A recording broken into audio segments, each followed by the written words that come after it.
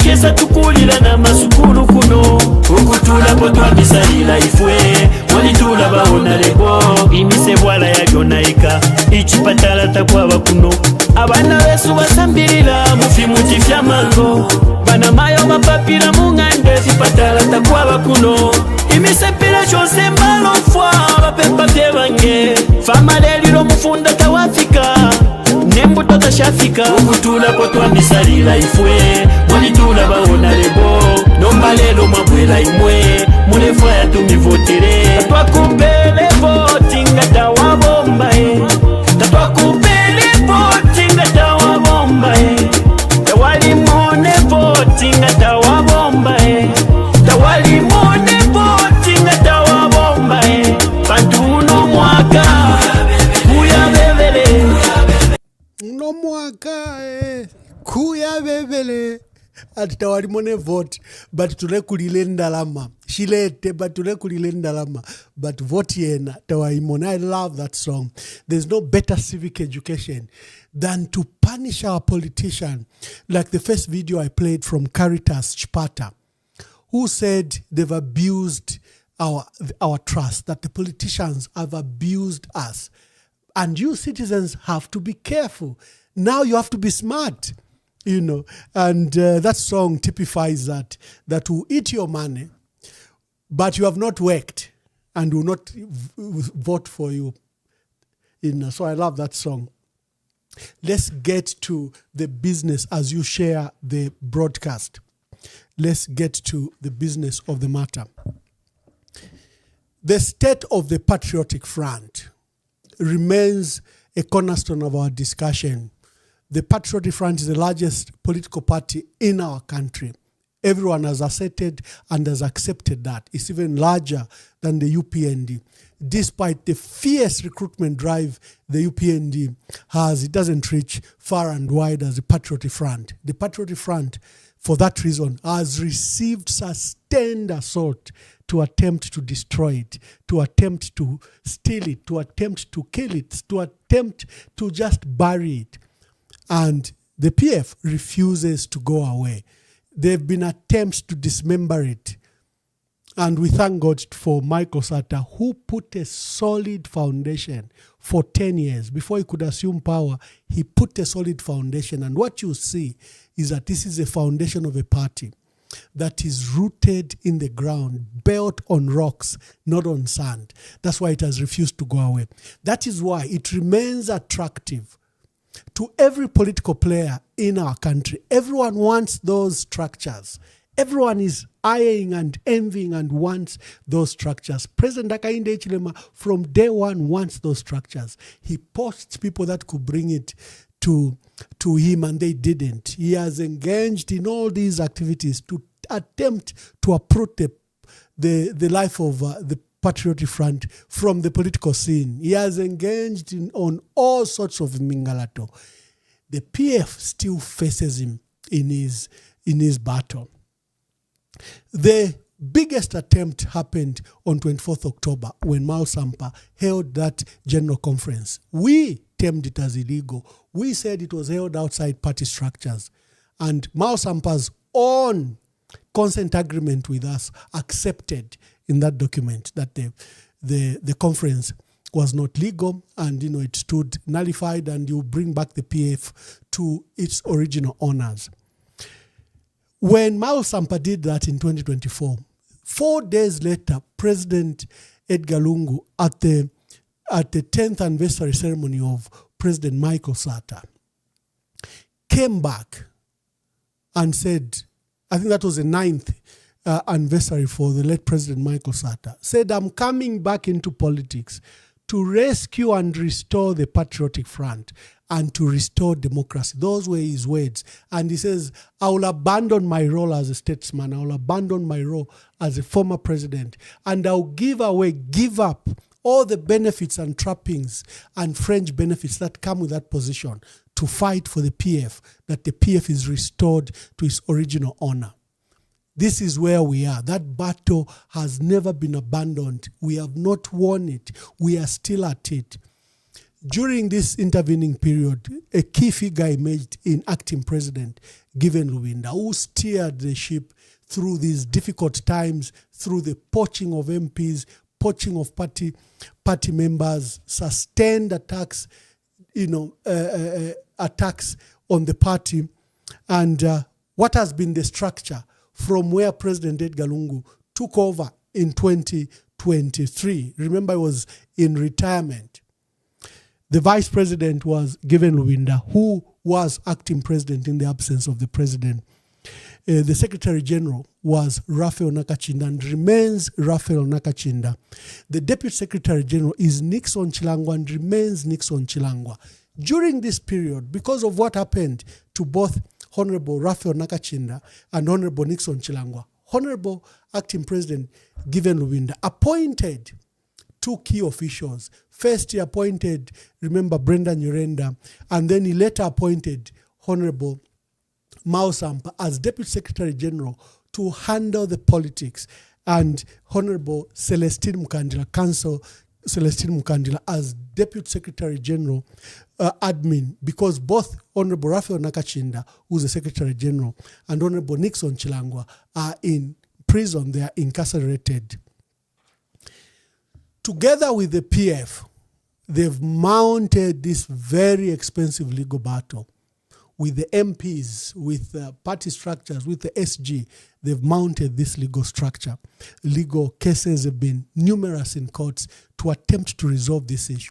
We had breakthrough in 2024 when Mao Sampa abandoned his role that he had taken and came and reconciled with the late president. And we signed a consent agreement, took it to court, where we said, settled, we disregard the conference that took place in October 2023.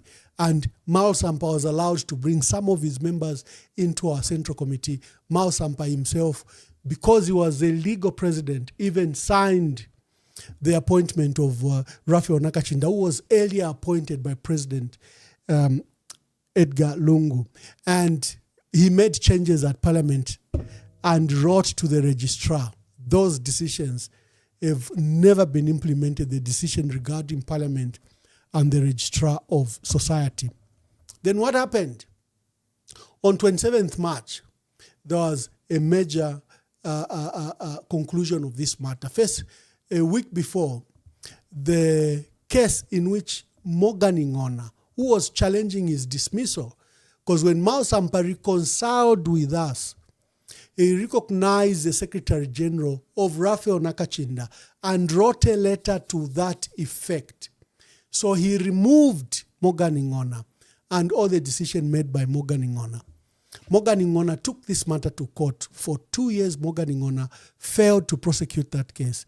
Judge Concepta Zulu Chinyanwa then throughout that case, dismissed it for want of prosecution, that Morgan Ingona had failed to prosecute that case of his removal.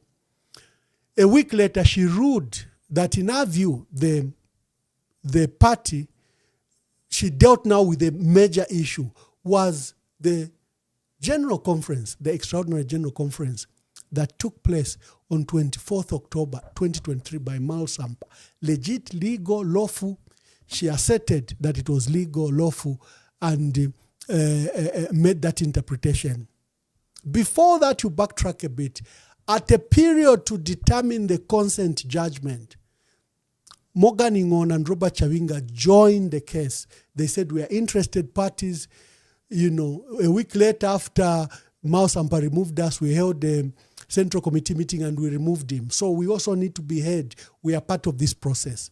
So now we had a set of defendants, Raphael Nakachinda, and the 8 MPs led by Brian Munduvile, Mutotwe Kafuaya, Mlenga Fube, Christopher Kangombe, and the others on one side. And on this side, we had Mao Sampa, Morgan Ingona, and Robert Chavinga. So when the judge ruled, the benefits went to the 3, Mao Sampa, Robert Chavinga, and Morgan Ingona, and they are fighting already of who is a legitimate president of that PF, whether it's whether it is Robert Chavinga or Mao Sampa. Mao Sampa is asserting that, look, I removed you before you held that central committee to remove me. I struck first. I struck blood first. 2, the court has agreed with me that your removal is valid because you have failed to defend yourself in court. So I am the PF president. Robert Chavinga, on the other side, is claiming that we fired Mao Sampa, and therefore this judgment benefits us. So there's that legal tussle between them that will be resolved. Morgan Ingona, on his part, went to 2 other courts. Remember, there's a matter in court where he restrained the PF from holding a general conference and any party activities. And then he has gone to the Court of Appeal to stop the judgment of Judge Concepta Zulu, that judgment has disadvantaged him. So he has obtained an injunction, a restraining order against Mao Sampa, and to allow him to continue to act and hold himself as Secretary General of the Patriotic Front. So what's the legal status? The legal status is that Mao Sampa is president, Morgan Ingona is Secretary General legally as a result of those 2 court cases. On the other side, there's Robert Chavinga, who's claiming that no, we fired Mao Sampa. But look, in the legal status of things is Mao Sampa and Morgan Ingona are Secretary General according to the current legal status. What is the position of that group that ECL led says they will restore, we will fight until the PF is restored? You saw my dear brother Mao Sampa praise the judge, praise the judiciary. We hold a contrary view. We've written numerous letters to that judiciary that they've been part of the process. They've been part of the process to just let me take just a brief call in case there's something very urgent. I'll get back to you just now. Please don't go away.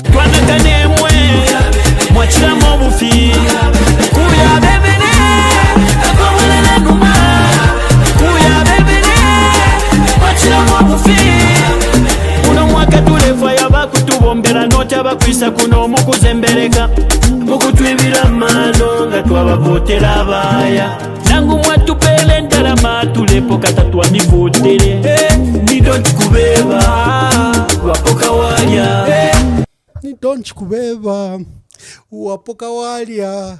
That's a story and name of the game. Our parties, that donchi kubeba thing promoted by the late President Michael Sata really was one of the best education that, look, get. Besides, it's your money.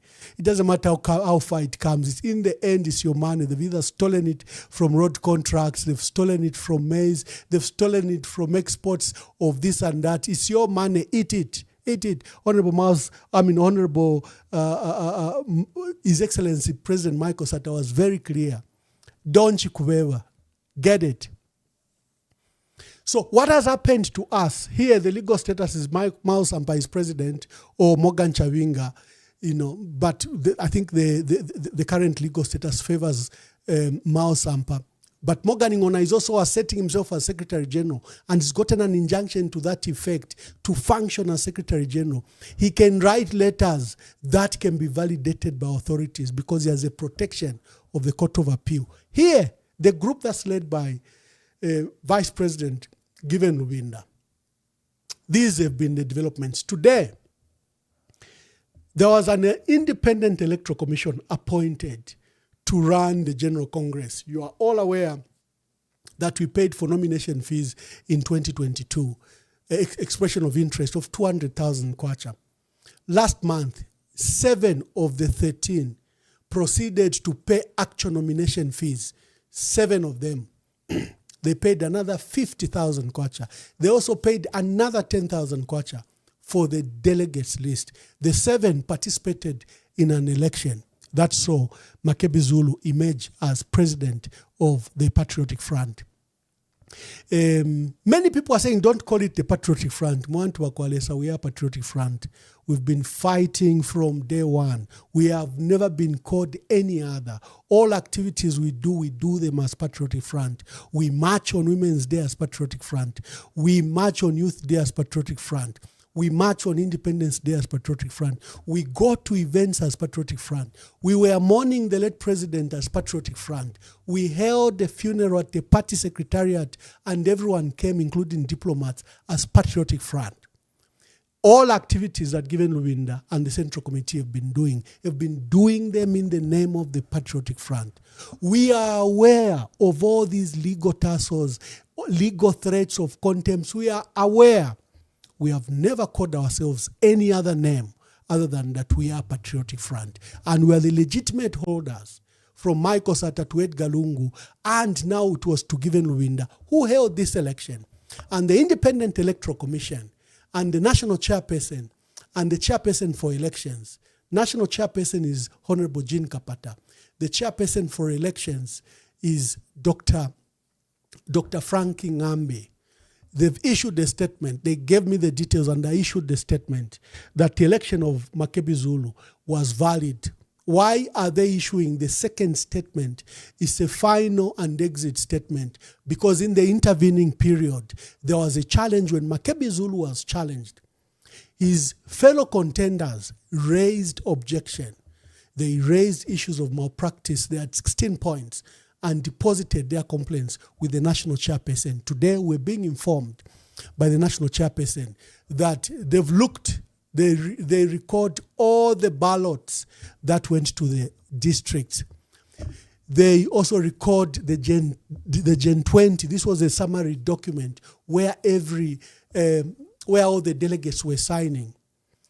And they've looked at the complaints and they've asserted from today that Makebi Zulu was validly elected. That's a group that was left by Michael Sata. It went to Edgar Lungu. It remained with acting president Given Lubinda. And now it elected Makebi Zulu as president. And they asserted that the candidates that participated in this election, who also petitioned the national chairperson, are free to go and inspect the records of the tallies, because there was a serious security issue. They were all serialized, and they've said you can come and verify who voted from where and what the results were for inspection. So that settles who heads this group that has been headed by Edgar Lungu, by Given Lubinda, is now being headed, that entire group, by Makebi Zulu.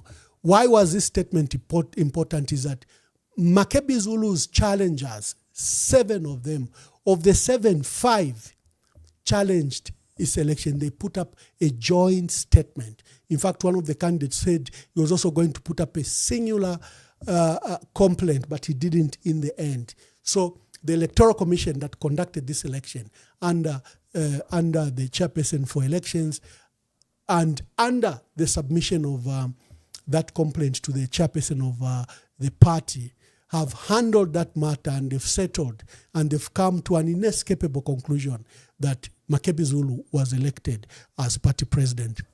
So what does this mean with then Mausamba today coming out and saying, I am party president, I am the legal party president, and I'll recognize, the structure left by ECL. Again, that becomes a bit dangerous because there has been an election. The vice president who was acting president has now been replaced by Makebi Zulu. It also is a threat to the election of Makebi Zulu because it amounted to nullifying that election. Legally, what is supposed to happen? I don't know what the party would decide, but we have very strong views against that judgment. Number one, the judgment assessed that there was no central committee. Come on. Who can allow that legal folly? There was a central committee. President Edgar Lungu didn't resign. He resigned. The central committee refused. But Mukupangon as chairperson resigned. Davis Mwila, Secretary General, resigned. Honorable Inonge Wina resigned. President Edgar Lungu's first action was to replace Wo Inongewina with Given Lubinda, who was member of the Central Committee. He was now replaced.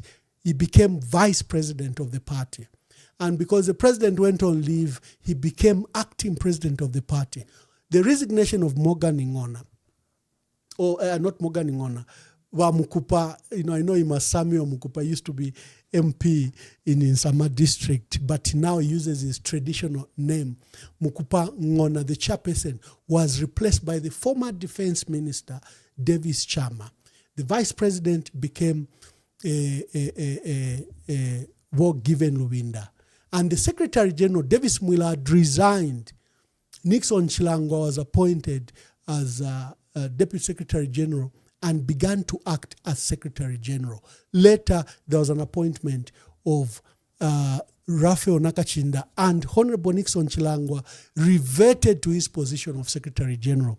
And then we had these two acting because of the status and current circumstance under which our two Secretary General and Deputy Secretary General find themselves in, which is that they are incarcerated, and Honorable Given Lubinda appointed Councillor Celestine Mukandila to deal with the administrative part of the Secretariat, and Honorable Mal Sampa is the current Deputy Secretary General of the party in charge of politics. So the pronouncements today have unsettled a lot of people. Legally, they may be correct, but legitimately they are not. The legitimate president of the Patriotic Front is Makebi Zulu. The legal president is Mal Sampa. How do you resolve that? Two ways. Legally, the PF, I don't know what they will decide. They might appeal that decision, because that judgment is flagrant. It is creating a very dangerous precedent. The rise of a new president in the UPND is as a result of that judgment, because the UPND officials are setting very strongly that President Hakainde Hichilema's term with his National Management Committee expired. So there is Longwe, who wants Charles Longwe, who wants the Central Committee to take over. Who wants the National Management Committee, who wants the court to appoint an independent committee, totally independent, to run the UPND until they can have elections. And he says they may not even participate in these elections as UPND because there is no time according to their party structures. They need to give 30 days notice, then they need to hold elections from down what they call polling management committees right up to the top, to the president. They have a calendar that is stipulated in the constitution, and they think that the UPND, it may not be possible for them to hold this convention to beat the electoral calendar. If the UPND participates in the 2026 elections, they will be participating in this election as an illegal society. They might even be accepted by ECZ, but they will create a window in which their participation can be challenged because they are an illegal organization at the moment, because they are legal, but they don't have a president and a National Management Committee. That is what Charles Longwe is battling with in their case. So in our case, legally, the PF is supposed to appeal this judgment because it offends many issues. And the assertions it has made, fallacious assertions on false ground, on facts that are heavily contested. So it needs to be appealed to. Legitimately, is that Makebi Zulu, and who's the legitimate president, and Mao Sampa, who's the legal president, can sit and begin to resolve this issue. But remember, there is Morgan Ingona, who's Secretary General, who's hostile to both Makebi Zulu and Mao Sampa. He remains a danger. At the moment, the final destination of the legal PF may not necessarily lie with Mao Sampa, because we don't know what the Court of Appeal will rule about Morgan Ingona. We don't know what they will rule on the challenge being claimed by Charles, by Mafinga MP, Robert Chabinga, where he claims, no, we've had Mao Sampa. But so this is the two scenarios: the legitimate president of the Patriotic Front after today's ruling by the Electoral Commission and the chairperson of elections, and the chairperson of the party is that Makebi Zulu is a legitimate president of that Patriotic Front that has existed without legal status since 2023. According to the courts of law, Mao Sampa is a legal president with a secretary general who has a court order, Morgan Ingona, on the other side. There is nothing Mao Sampa can do. He can't remove Morgan Ingona at the moment because he's being protected by the courts of law. So I think that explanation must help, that there are legal issues that have to be done and there are legitimate issues that have to be done. Meaning, some things require that they talk, okay? Especially that Mao Sampa is in the legitimate PF where Makebi Zulu is president. Mao Sampa holds the position of Deputy Secretary General. In the legal status where Mao Sampa is president and Morgan Ingona is Secretary General, at least you can say Mao Sampa is with us. But to protect the party, because eventually you can't know Ishimingalato. What if one day they say Morgan Ingona was validly elected and the dismissal of Mao Sampa was valid? It means the final station of that Patriotic Front will be with Robert Chavinga and Morgan Ingona. And we know that is the intention, the clear intention of President Hakainde Hichilema and the UPND is that the final station of the UPND should rest with Robert Chavinga and Morgan Ingona. To praise the judiciary awe in Enakana, this judiciary, we've written letters. Remember that even Archbishop Telesfo Mpundu said the US should put sanctions on various people, including Chief Justice Mumba Malila, for their participation in this fight, where they became a lapdog of State House, that they allowed, the destruction of the rule of law and democracy. So this judiciary has been the worst, and these issues have been echoed by the actual letters we've written. Brebna Changala has written those letters. John Sango has written those letters. Institutions and human rights organizations across the world have cited this judiciary as eroded and participating in the autocracy of President Hakainde Hichilema. For me, we remain with strong words against that judiciary until there is proper conduct. It's supposed to be the bastion of justice. It's supposed to be a place where we ought seek refuge. It's supposed to be an institution that settles all dispute. In fact, it's been promoting disputes. It's been an organization that has been the biggest letdown, because every time in every state, the last institution to crumble should be the judiciary. Everything else can fall, but the judiciary should remain standing. In our case, it has run with the executive to destroy democracy, rule of law, and help establish this autocracy. That is one limb. Then we have our usual matter. The usual matter is, remember we discussed independents, how they may not participate in elections. Remember, just a minute, let me just look at this quickly. Let me just look at this as we take the next limb that we are discussing. So we now understand that ECZ and the Registrar of Societies will play a very key role. You have to recognize a letter that was written by ECZ on January 30th that has warned that to avoid what they called chaos, the certification of candidates participating in the elections will require that they obtain or present certification from the Registrar of Societies. This letter was written on 31st January by Brown Kasaro, Executive Director. He said the Electoral Commission of Zambia has noted an increasing number of political parties and alliances as well as factions. Underline that word, factions. The PF has 3 factions. You can see Makebi Zulu president, you can see Mao Sampa president, you can see Robert Chavinga president. Brown Casaro says, we wish to advise all political players that we only accept nomination of papers of presidential candidates whose names are duly registered with the Registrar of Societies. So, the Lugwalo that Robert Chavinga keeps on boasting about, you are not appearing there, is, Brown Casaro says they will not accept that issue.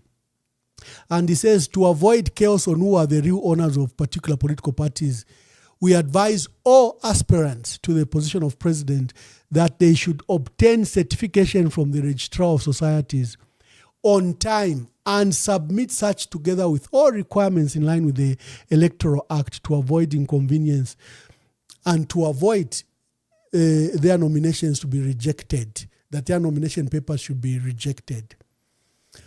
So this leaves a window to independence. Many people have been saying, we will not stand on a political party. We've been deplatformed. Look at what has happened to National Congress Party. We thank God that Pastor Peter Chanda has obtained a court order restraining Daniel Nyati and others that took over the party. But look at Zambia We Want. They won an election. There was a new leadership. And the interim holders of that political parties have refused to amend the records. And recently we saw the dismissal of the 3 key officials at the Zambia We Want. We've seen the same confusion as visited FDD, where they held an election and they elected Dr. Chifumu Banda as president, but they put up a serious clause that when in alliance, when they have a candidate, they will sponsor such a candidate to their election, meaning Brand Mundwile, who they have picked. The Registrar of Societies to date have refused to accept those minutes and that conference, and we understand that they are calling it illegal.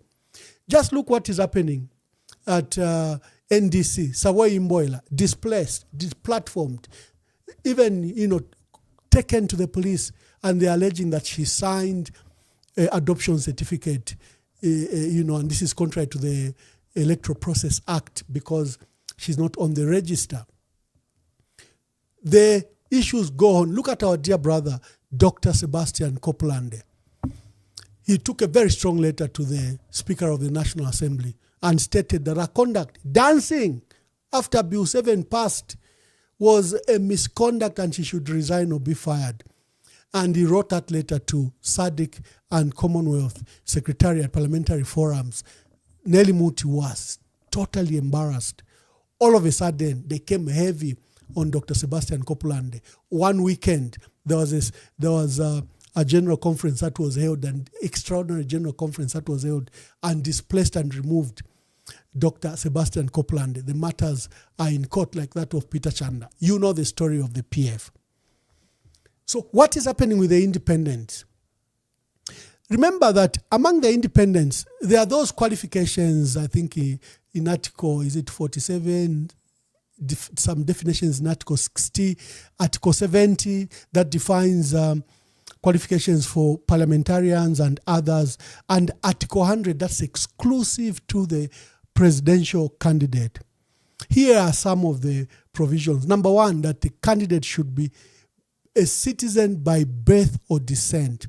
When you are registering a political party, they do not give you the office bearers because the Registrar of Societies have to submit your fingerprints and your NRC, and they put it to the system, which goes to verify that you are a citizen by birth or descent, especially for the president or presidential candidate. The second one is you must have been ordinarily resident in Zambia. I don't know what the Electoral Process Act says, but the previous constitution put a period of 20 years. You must have lived consistently in Zambia for 20 years. You are at least 35 years and above. Positive discrimination. The law assumes that if you are below the age of 35, you can't be president. You are not mature enough to handle that office. That's the assumption by the law. Remember, even for an office like the Auditor General, you have to be 45. It doesn't matter how much you are qualified. You have to be 45 to qualify to be the Auditor General. And then you can't be older than 60 because the demands of that office is extremely intense, but also requires a maturity of a calm mind. You must have obtained minimum qualifications of grade 12 certificate or its equivalent. This is now is practice. We saw it in 2016. It has been tested both in courts of law. It has been tested everywhere. This one is now simple. All you need is you go to Zambia Qualification Authority. You must be fluent in the official language. I guess this is ignored because some presidential candidates are not even fluent in English. So this is, I think everyone looks away. Look, if sungu fyaishire na bene, so everyone looks away. But the intention of the law is that the holder of the office of the president must be clear, concise. He must be a speaker who's fluent in the official language, which is English. Bambita baishibe that there's this demand, especially for progressives like those that will see parliaments like in South Africa, where people speak native language. Up to 11 native languages are part of the official language. But if the presidential candidate must be fluent in the official language in English. So candidate you can actually petition the High Court and says he's not qualified to run the country. That he has paid taxes and has made arrangement satisfactory to the appropriate tax authorities, and the payment of taxes, levies, rates, you must show proof that you've paid. If you're a presidential candidate, clear all these taxes and obtain a certification. You should declare your assets and liabilities as prescribed by the law. You must pay the prescribed election fee before the date of the fixed or delivery of nomination fees, and that you are supported by 100 registered voters from each province. Let me make a clarification. I've been saying this process begins on the 15th. Apparently, it looks like it doesn't end on the 15th. It begins on 15th of April. So there could be a window. I'm trying to get the original calendar that was issued by ECZ so that I can look at it. But we thought it was just one day. It looks like it may not necessarily be one day, but the process begins on 15th April. Then there are other qualifications. The ones that disqualifies you because they are part of the qualifications. They are disqualifications, automatic disqualifications. Number one, if you are a public officer and you have dual citizenship, this is very key. How do they ascertain that you have dual citizenship? When I lived in South Africa, I found a lot of Zambians who are also South Africans. But before we went into dual citizenship, the law requires that by getting another citizenship, you needed to renounce the Zambian citizenship. And in many cases, many people who live in the diaspora just keep quiet on that matter, but they obtained new citizenship. So a presidential candidate requires that they test that issue of dual citizenship. You cannot be a president if you hold dual citizenship. In the constitution, dual citizenship is now allowed. You can be an MP, you can be a mayor, you can be a minister, but you cannot be president if you hold dual citizenship. If you are holding a constitutional office or public office, this is very clear. If you are a judge or a judicial officer, this matter is very important and very dangerous. If you have been removed from public office on grounds of gross misconduct in the immediate preceding 5 years, this is very dangerous, because if you are fired from civil service in the last 5 years, or in a public office where you were maybe a managing director of a state-owned enterprise, in public office, state agencies, provinces, and government, this clause is extremely dangerous. It says if you've been fired for gross misconduct, not even crime or anything, gross misconduct in the last 5 years, you cannot participate as president. I don't know if many people know about this clause. If you have a mental or physical disability that would make the person incapable of performing the executive functions, this particular clause, I found it discriminatory to persons with physical disability. But it appears if you are a person with disability, you may not be a president of our country. So for people that discuss public issues, it's very important, extremely important, that we begin to repeal and amend some of these provisions, because it appears mental, yes, but physical disability for me, one of famous presidents in the US who ran the war, the Second World War, was affected by polio and was on wheelchair. And of course, the nation didn't know, because his mind was very alert. He would address what they would call firesides. And every time he appeared before cameras, there was a pact between them and the media. They would only show the president up because he was always in a wheelchair. And people didn't know that he was in a wheelchair. But he's one of the best presidents in the US. So, but there is a provision: if you have a mental or physical disability, that would make you fail to execute functions of the president. You have an undischarged bankrupt. So if you were declared bankrupt by a court of law, you cannot be president. You have to discharge it and demonstrate that you've cleared the bankruptcy issue. That you have served a sentence of imprisonment or in the last 5 years, that you have served a sentence of imprisonment. This clause is also very dangerous. The previous clause said, I think it says, if you've served a sentence of 6 months and more. But this one just says, if you are serving a sentence or you have served a sentence in imprisonment. So it looks like you can be in prison for 1 day and you can be in prison sentenced for 5 years. It's the same thing. If you've been, in the last 5 years, if you've been imprisoned. And this one now is a qualification. If you've served a term of imprisonment of at least 3 years, okay, that's better. It's now 3 years, okay, that's better. I feared, because the preceding one says if you are serving or you have served the last 5 years, but there's a qualification that you must have served at least 3 years in prison. Where is the danger for independent candidates? ECZ is going to collect, even on the 15th, they'll collect your nominations, no problem. They will accept your nominations, no problem. They will not accept, but they will receive. That is the word. They will receive the applications.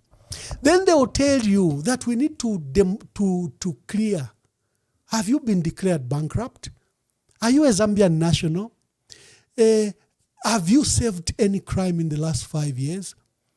Do you live in Zambia as prescribed by the Electoral Process Act? They will say all those things. You as independents, we have not had an opportunity to clear you. Our political parties, they are registered with the Registrar of Societies. They were already cleared, but you are not on the register. We need to clear you. And that is where we understand that high-grade Mingalato will be played, because they'll send these things to the intelligence. The intelligence will say we need 30 days to file kumushkumwa kwetu ayamona infumu to aishiba to they need 30 days. The Zambia police says to clear your fingerprints they need 21 days. Bankruptcy researchers to go into courts to establish that you've never had, there was an issue of when our elder brother Panji Kaunda was appointed as High Commissioner. All of a sudden an old case came up that he was not eligible to go as High Commissioner, in 2021 when he was appointed as High Commissioner to Malawi. And they said because he was declared bankrupt by a court of law. But at least here, it says undischarged bankrupts. So did, for example, Panji Kaunda discharge his bankruptcy before taking up that office? So all these things, we understand they will use the time to prevent the independent candidates from participating in the elections. Why are we talking about this? Apatule komaila, civil society, where you begin to lobby. Compel ECZ, for example, to issue a declaration that all those intending to stand as presidents, they can pre-collect the documents now and clear them before nominations happens in May. That process can be done now, but it's how an alert citizenry and an alert civil society can play. The church, you need to recognize that there are these dangers that we've come across. Challenge ECZ. For example, can they pre-clear the independents Because first you have closed the role of political parties. You are undermining political parties. You are deplatforming people. So the window for people to participate is a window of independence. Why are you shutting down that door? The lines are open. We're discussing two things: the issues of the PF, the legal president and legitimate president. How do we resolve that issue? And the issue of Imingalato as we go to elections. The issue I've been worried about is that there's a window in which independent candidates can participate in the elections, but there seems to be very serious schemes. And remember, the proposed amendments in the electoral process bill of 2026 says only a document, an adoption certificate signed by the Secretary General will be accepted by ECZ. That same Secretary General, who Levi Ngoma has targeted, who Levi Ngoma is abusing to rise against political leadership. So we have to discuss this issue.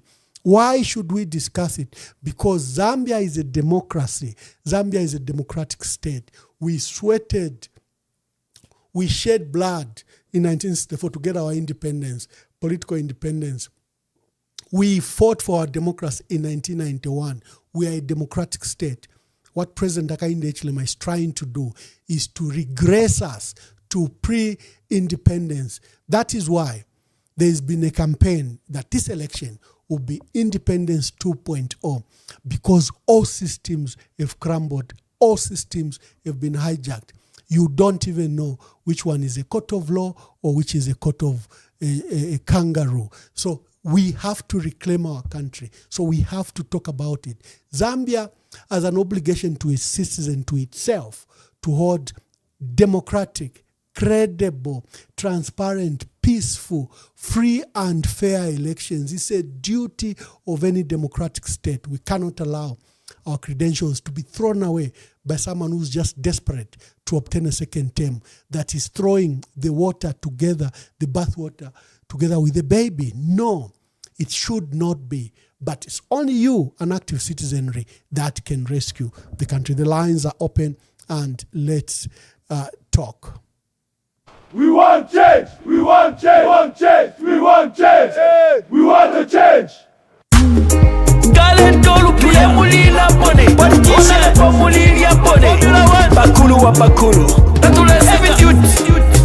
The sound magician.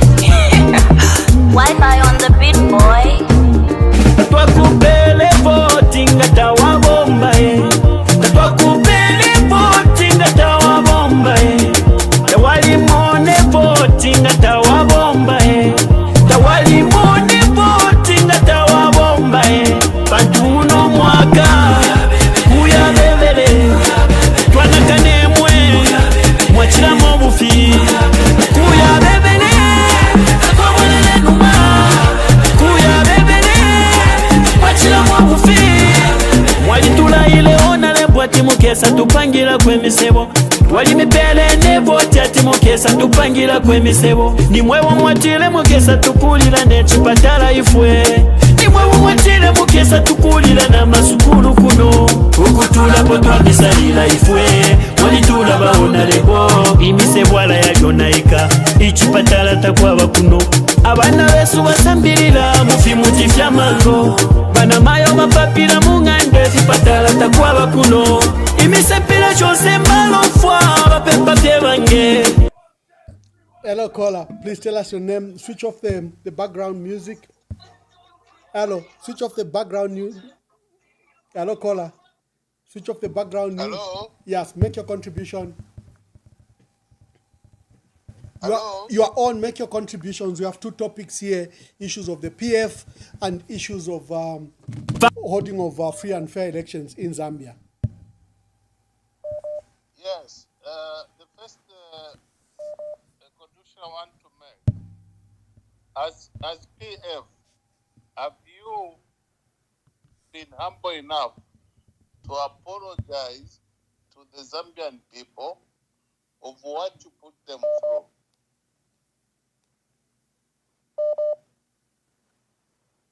Have we done that? Because once you come out on air and try, to be like angels, the first thing that you should do is to apologize to the Zambian people what you subjected them to. Second point, what are you going to do for the Zambian people? Okay? For instance, the policies that have been introduced by the current government, by the way, I'm not a member of the current government. The policies that have been introduced, what are your alternatives? Those are the things that we want to know. Okay. Thank you very much. Thank you very much. That's our first caller. My answer is, at the first memorial for President Michael Sat after we lost power, President Edgar Lungu apologized to Zambians for the thuggery, political violence, and anything that the party could have done wrong. He did, and subsequently, even when I filed in, when I began the process of participating in the presidential candidate in 2022, I also personally apologized for whatever the PF could have done. I was away for 8 years, but I said, whatever it is that the PF did, I apologized. Hello, caller, please tell us your name and where you're calling us from. Line is cut. Please call, please call. Hello, caller, please tell us your name and where you're calling us from and tell us your contributions. Good evening, Ambassador. I'm calling you from Gateway. Yes, my dear brother, make your contributions. Ambassador, see where we at as a country, what I've observed is as a country we lack patriotism. Charo chesu charifika para stage apa kwebati abantu batontonkanya afi what is their personal benefit. But as a country, for us to move forward, to develop this country, to take this country to the next level, we need to be patriotic. Before anything, politics and other things, we are Zambians. So we need to put this country before our personal benefits. So what I've observed is a lot of our leaders, they lack patriotism. When we talk of democracy, democracy is not a one-party state. It means divergent views. We need to have different opinions. So we need to reach a stage where we are all patriotic to this country, where people should be allowed to speak their minds. If you look at, I'll give you a simple example of what is happening to our children, at Hunza. They elected a leadership which was not speaking for the masses, decided to speak for themselves.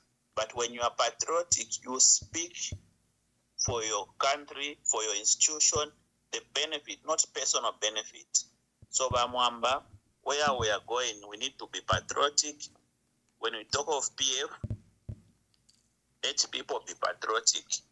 Put the interest of the party, put the interest of the country before self-interest. That is the only way we are going to develop. But if you put your personal interest, trust me, we're not going to go anywhere as a country. Thank you very much, Bamwamba. Thank you. I agree with you. The UNZA issue is coming as a debate probably tomorrow. It is something that is extremely troubling. It might come tomorrow. What's happening at the University of Zambia? I'm surprised that no action has taken place so far other than just the release of funding. What about the loss of life? Hello, caller, please tell us your name and where you're calling us from and make your contributions. Good morning, Ambassador Mwamba. Good day, my dear brother. This is Isaac Wanza. Boy Isaac, how are you, my dear brother? I'm good. We miss you here. I can give you time. You wrote a nice piece. You traced the history of the PF, and there was confusion. Who's PF president? Who is what? And I liked your piece. Probably summarize your thoughts. Okay, first I want to just comment on the issue of that letter from the alleged letter from the Electoral Commission of Zambia. Yes. That you had actually read, and I've seen it circulate in public domain. Yes. But when I've checked on the ECZ website or social media page, I don't find that letter. And I think that we should approach it with caution. We can go, Isaac. Misinformation. Isaac. You and I deal with facts. Yes. Probably deal with then the bill, yes. the proposed bill, the electoral process bill of 2026. It has raised concerns even in there. Maybe you can stick to that issue, because at this stage, I don't know why ECZ could have taken 4 months to disavow that letter, because that letter, like you are saying, has been there, and it is now assumed that it is a letter from ECZ. But if there is contest about its validity, let's go to the bill which is in public domain and is in Parliament. Yes, the bill, when it comes to the bill, I have seen the first draft bill which was released by the Commission. Yeah. And that bill was objected by various stakeholders, yes. including civil society organizations. Now, there is a second bill which went to Cabinet for validation after the feedback that was given by various stakeholders. And I think that stakeholders, most of us were there in the group when it was being discussed before it was sent to Cabinet. What I am happy with, for instance, Ambassador Mwamba, is that the issue of the campaign period being left to ECZ, I think in the second draft. Hello? Yes, you are on, my brother. You are on. Continue.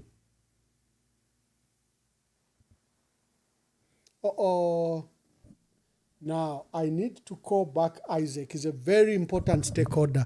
Isaac, just give me a moment. I call you back.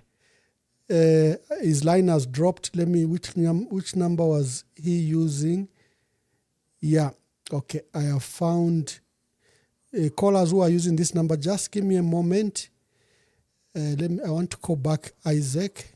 I think we deserve to hear from him. Isaac Mwanza is a prolific commentator of public and legal issues. He's not a lawyer, but he has raised more petitions before the Constitutional Court and Peterson Kamba than any other people I know.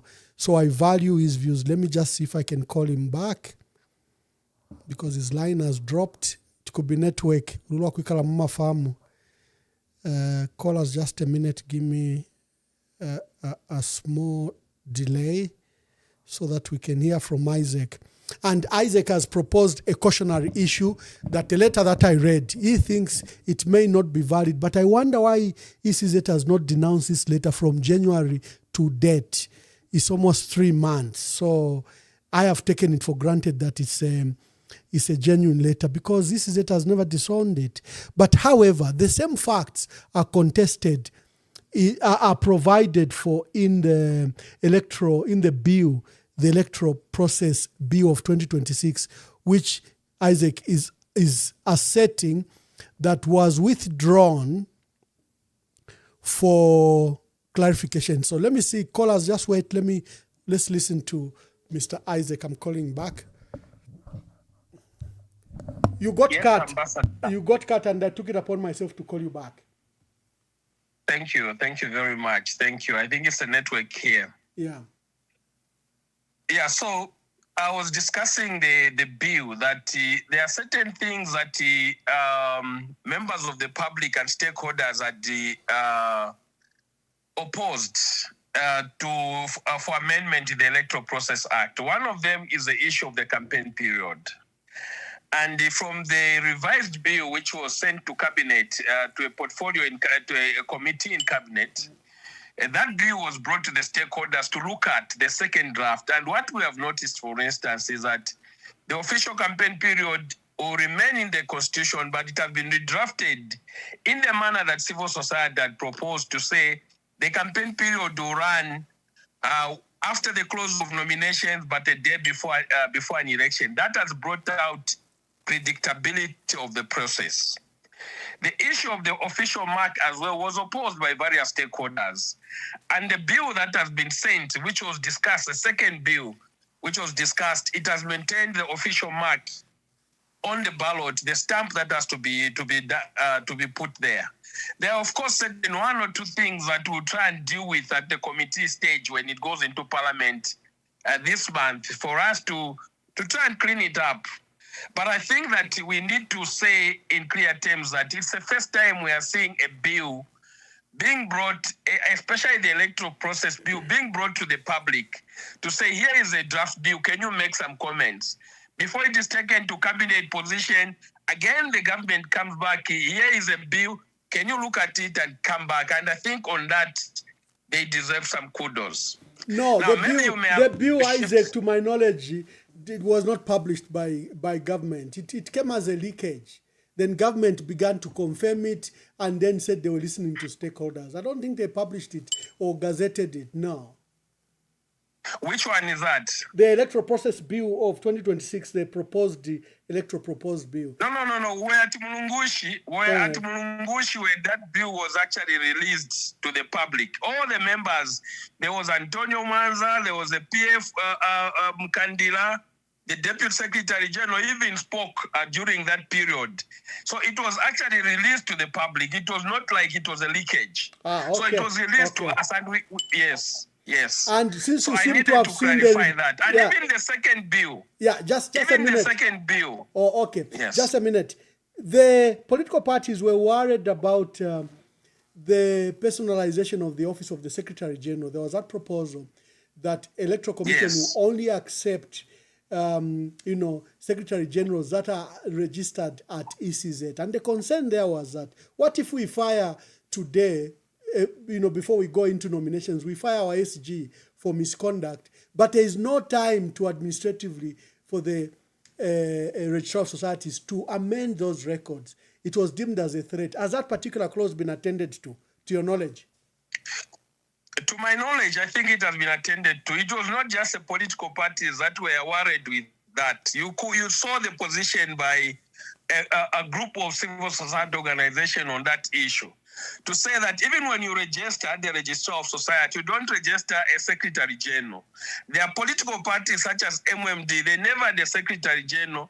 They had a National Secretary, which is equivalent to a Secretary General. So there was that ambiguity that we were trying to battle with. But now, how it has been attended, for instance, in the revised, how the government has listened to that opposition, is that they are saying either the president or the Secretary General can sign the adoption certificate. So that is the way it has been attended to. We can debate that when now it gets final into cabinet. But for the validation of what was done in the first, what was the opposition, and what has been carried forward to cabinet, we were in that meeting, on the online meeting when the validation was happening. And I think that's why we are saying, let's see what bill finally now gets to Parliament. But in the revised, I think that they did a good job. Isaac, before you leave, let me indulge you. The main thrusts that have been pushing are these threats on independent candidates. First, number one, are independent candidates allowed to stand as presidents? Number one. Number two, we understand that the authorities may use administrative hurdles as reasons to bar them because, for example, to verify issues of bankruptcy, nationality, issues of criminality require more time. That is why when you register a political party, sometimes it takes up to 3 months to a year to validate the office bearers. Answer just to those two issues. So when you started the program, I followed you closely. You actually read out the qualifications of a presidential candidate and the disqualifications. Yes. When the drafting was being done of this law on independent qualifications for the president, the framers of the Constitution knew that in 1996. The area constitution had provided that the presidential candidate should be sponsored by a political party. But they removed that provision to allow for only qualifications that were put there. Every other person who meets those qualifications should be able to stand.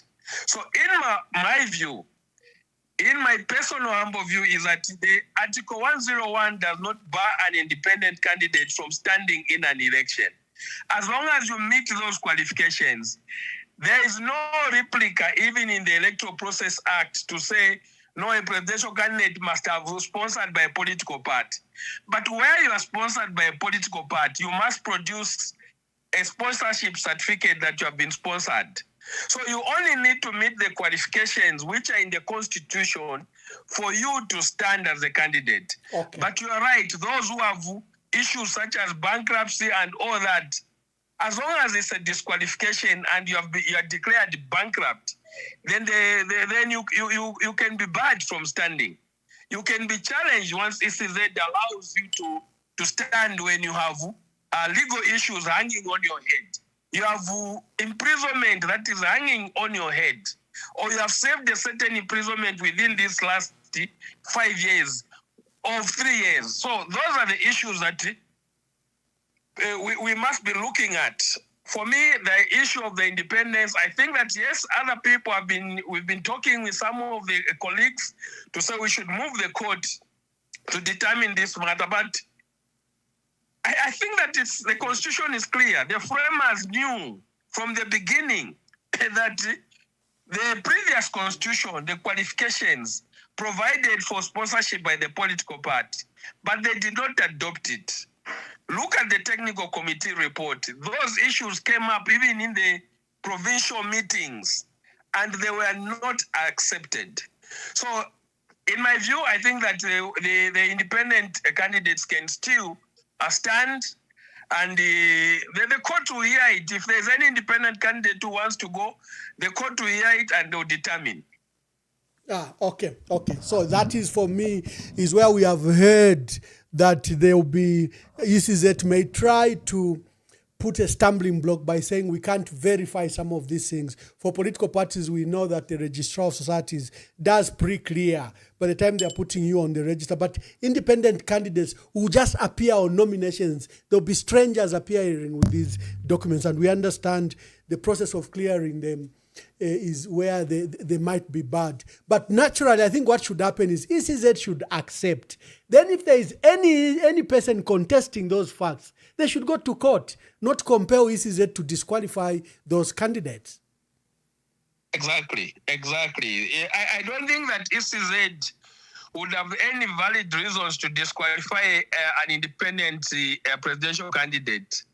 And once that is done, there is also a period of 7 days in which that person can challenge, and the court has to deliver the judgment within 21 days. So there is still that period. Okay. Yes. Okay. Yes. Thank you. Very humbling. Thank you, Isaac. And I still want you on the program. So, okay, Pekanya, I'm still waiting for you, my dear brother. Thank you very much. Thank you so much.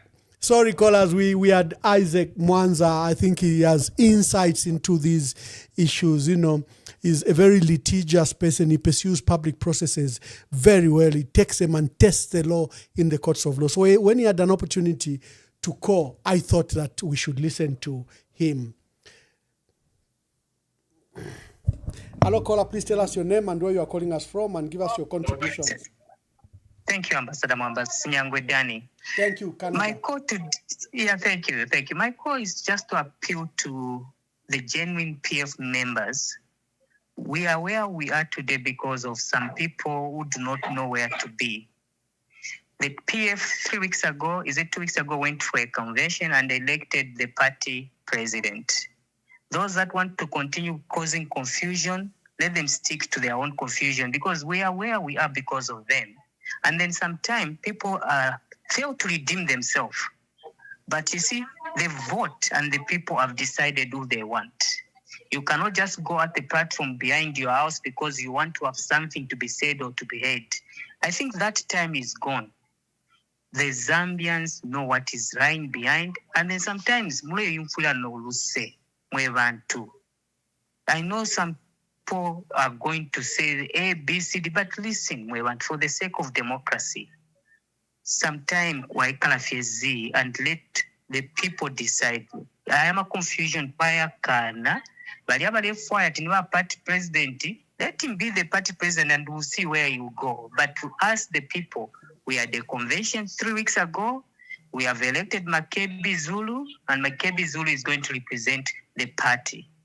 Na totila ambassador Mwamba, and God bless Zambia. Happy Easter to all the Zambian people.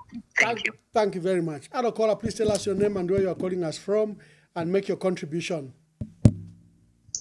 This is Precious Inanga America from Livingstone. Good evening, Ambassador. Good evening, Precious. Make your contributions.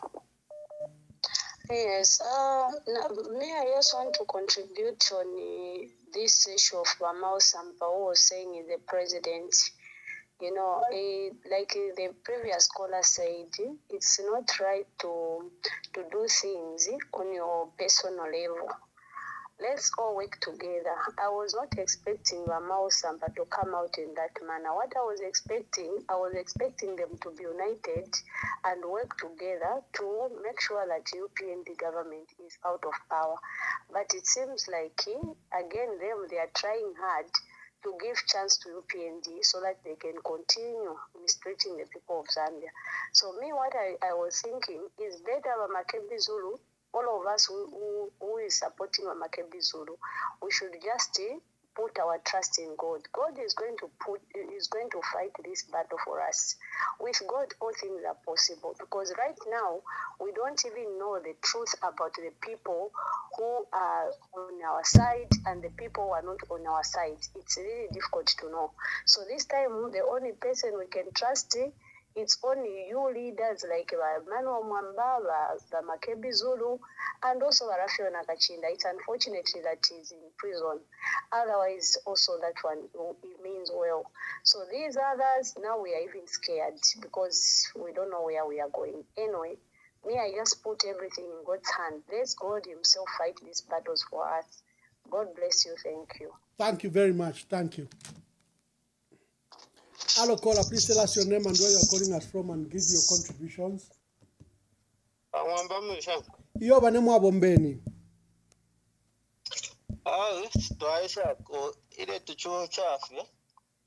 Nyaye na Maria Shiaso. Emkwai. Echo yabela kwensaka Yesu. Bati nangundera ndane mapandua kalipasana. Ila shindera ndapano. Ngamwafwa evidence mukanjeve nkampera evidence ye after the program ngamara kwanisha muntu mini. Okay.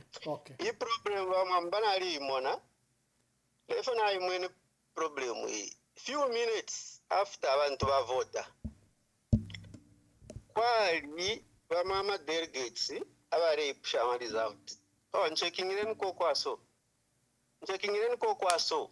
so wala beba tawe kuno mwali ya 0 kuno mwali ya 2 so nomba after ila day apita after nomba baipusha mwanza ma district wasango kweba tina barusa even before tabarachita mine south ama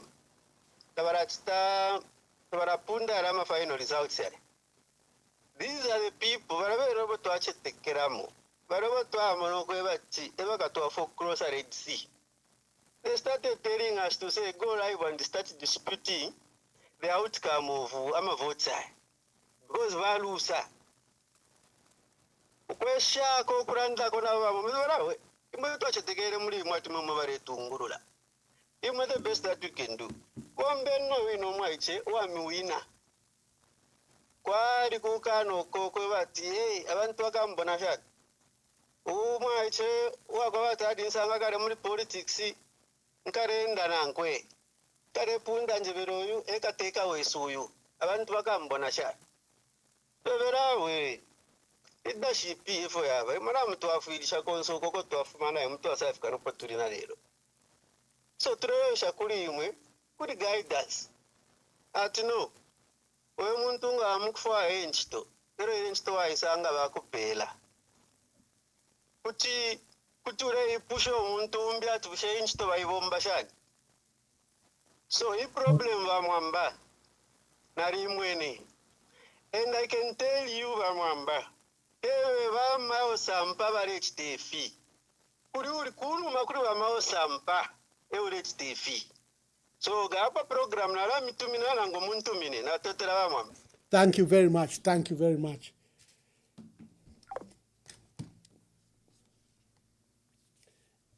Yes, caller, please tell us your name and where you are calling us from. Oh, the line is cut. Okay, we are discussing two issues, and you can comment on either of the two issues. Thank you, Isaac Mwanza, for those insights. And Isaac, the forum is open for you.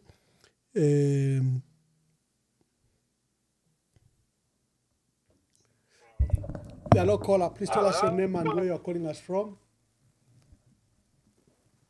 Yeah, this is Mo from Livingston. Mr. Moa from Livingstone. Endita, Yolanden Poyama. Yeah, Ambassador, what is happening now? No, it's very disappointing. Like, if you take a clear mouse sample, how long is it going to continue strangling the party in the neck, mouse sample? Because we had found closure to this. We look at how long the convention dragged. Miss Kwashara, actually, you even said that I've done my part. Now I'm going to the final stage. You called almost all the candidates. And you had done an opinion poll on your program, of which you actually were condemned in some instances due to that non-can analysis much higher program. Yari sarang that Makebi Zulu, I will not opinion properly. And then on my part here in Livingstone, I'm talking as the media director now for PF in Livingstone. I'm not talking as Mwachuruf. A day before that election, I had consulted with the constituency chairman to call a ward chairman from all the 20 wards in Livingstone. We called, I think I've been talking about this because I think I saw that there was a problem. I called together with the constituency chairman, ward the officials. Livingstone has got 20 wards. The attendance was 23 ward members are the ones who attended that meeting. That meeting was called to get the opinion of the leaders of Livingstone on which leader they want. So, out of 23 people that attended that meeting, 21 said that they wanted Makebizuru. 2 said that they wanted the Honorable Given Lubin. So, that meeting was represented by the Electoral College. So, the Electoral College, like for Livingstone District, it comprised of 9 voters. One was coming from the constituents, who is the constituency chairman. 4 were coming from the district chairman, youth, women, and the district secretary, which comprised 4. 3 voters came from the provincial officials. Then 1 came from the central committee. So Livingstone district had a total of 9 votes. So when that meeting was called, the people gave their opinion and their feelings and why, because I had asked them to say after the candidates were read out, to say choose your preferred candidate and give us reasons why you want that candidate. Everyone talked about something pointing to love towards Makebizuru. 22 out of 23, 21 said Makebizuru. 2 said Honorable Given Lubin. And that's a message that we had given to the Electoral College to say this is the picture of the candidate they want. No, but Bamwamba, tell me. I think we even talked on phone that day. I gave you details of how people voted in Livingston. Out of 9 votes, 5 votes went to Chitaruchurufia. 4 votes went to Honorable Given Lubinda. Makebi Zulu got 0 in Livingston. 0. Okay? Yes. So, after Mari's out Maria, I really suffered in my thoughts. Because I wanted to congratulate Makebi Zulu. But I want to learn that very for Makebi Zulu. Makebi Zulu are really 0. Okay? I'm giving you a background, Ambassador Mamba, on how much the PF has cracked. How much the PF has cracked. Our leaders were not in touch with the structure. The structures have maintained. They are intact. But there was no touch from the top to the bottom. There was no communication. So, how do you congratulate someone in such a manner? You are disappointed. I called for that press briefing. And when I called for the press briefing, I congratulated Honorable Makebi Zulu. And also I thanked the Honorable Given Lubinda for the work that he has done for the party. And I noted to say that Mr. Makebi Zulu, we have got so much challenges in the party. Your work ahead of you is still very tough. That's what I said. Nomba wa mwamba. Ama votes ya mangefyo. And then somebody disputes. After dispute, electrically, balando kwa ukutirati. Ababantu batupenda ama votes bueno. Ififine mumwene mumanani kani. Muma results.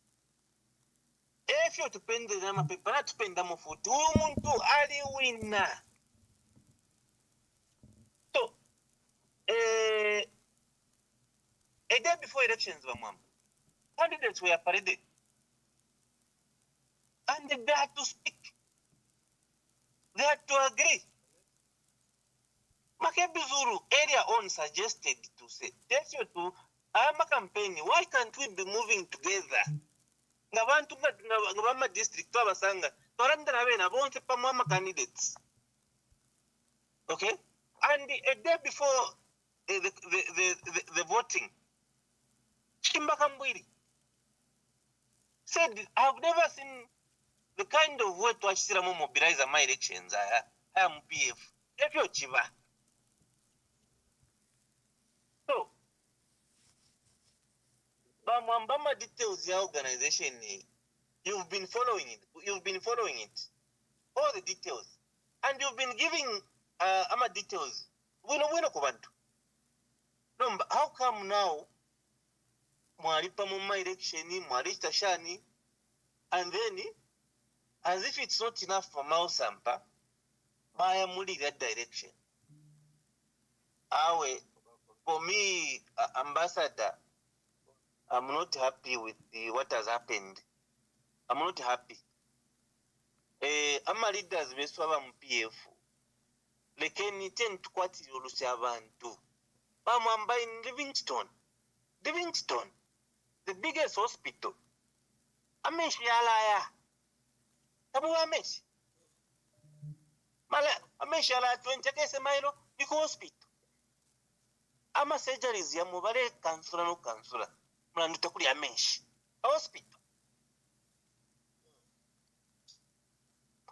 Bali bamaza shelter patapa jabalolera balwele. Abantu bamwamba balechula. So if you reach Tamu PF, let's not take people for granted to Papata. Yes, people have the party. But sometimes when it's too much, people are going to give up. We are all gravitating towards unity. Why can't we realize that? Zambians very chula. We have had no fuel for some time. You are scarcity. They are the people who are paying the price. People are crying for unity. Up to now, I'm a candidate that the Banamba is on board. Bamambarekeni Mukuperekeni, the Kenin Bering and character, Embera Mukupa, Erembera given Luvinda. After those elections, the Kenin Bering.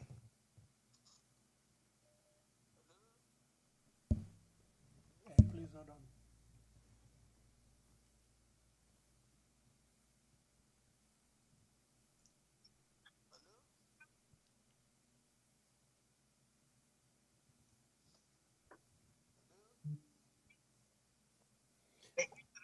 Hello, caller, please hold on. I've got Mr. Mua from Livingston. Just hold on, caller. Yes, one more. Mua Isanga Kalata. Nbani bale mbere yo Kalata.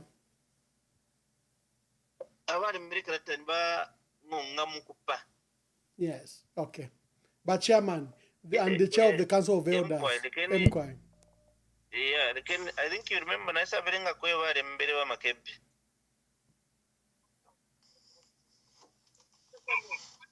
I couldn't have it in Gawamamba.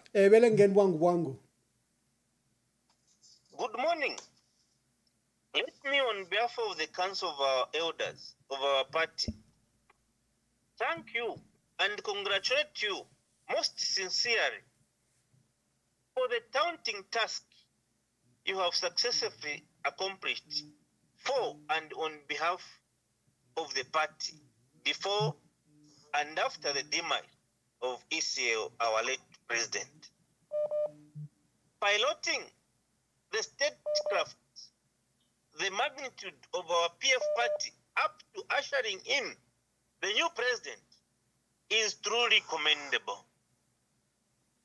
The party would still require your invaluable experience, particularly now and in the future. You have, for nearly 5 years, given all and to the best of your abilities. This everyone would agree was not easy. Let me hasten to say that a lot would be required of you. And indeed, all of us, from time to time, for the purpose of navigating now and into the future. PF owes you gratitude and will forever hold you in high esteem as a hero. Once again, congratulations and thank you. Ngonga Mukupa, Chairman, PF Council of Elders. Muntu Minoko Yokalataya is a very powerful letter. Send it to me. Thank you very much. And thank you, Chairperson, for, Council of Elders Chairperson Bangonga Mukupa for that letter. That was read by one of our officials. Hello, caller, you've been waiting for some time. Thank you. Make your contribution. Yes. Yeah, this is Anonymous. I'm calling from Lusaka. Yes, Anonymous. It's very, very unfortunate. It's very unfortunate. I think from the explanation from the two previous callers who were involved in the elections, it's better all the districts and the provinces start to come out and give an idea of what really happens. Because in the names of like by given Luminda, we had all suggested that given Luminda remain and be a statesman. Act, or rather be an elder. Don't involve yourself in these elections. Because nowadays people want to relate with people who are a bit youthful. And for Mr. Luminda to have thought that he can win an election, for Mr. Kambi to have thought that he can win an election in the party and later on the national, that must have been something very impossible. So now, you could see, even from the way Mao Sampa was talking today, the body language would tell that there's a voice behind you. Mao Sampa had nothing to say. He was just given a paper to read out by those who want to control him and those who want to cause confusion. And really, the way he has said the Livingston man, how people are suffering, and how people had hope that maybe there will come out something in this party, the ruins of this patriotic front. First, Mr. Mundubire also did a very, very, very, very unthinkable. Mr. Mundubire would have waited just a little bit so that we went into these elections.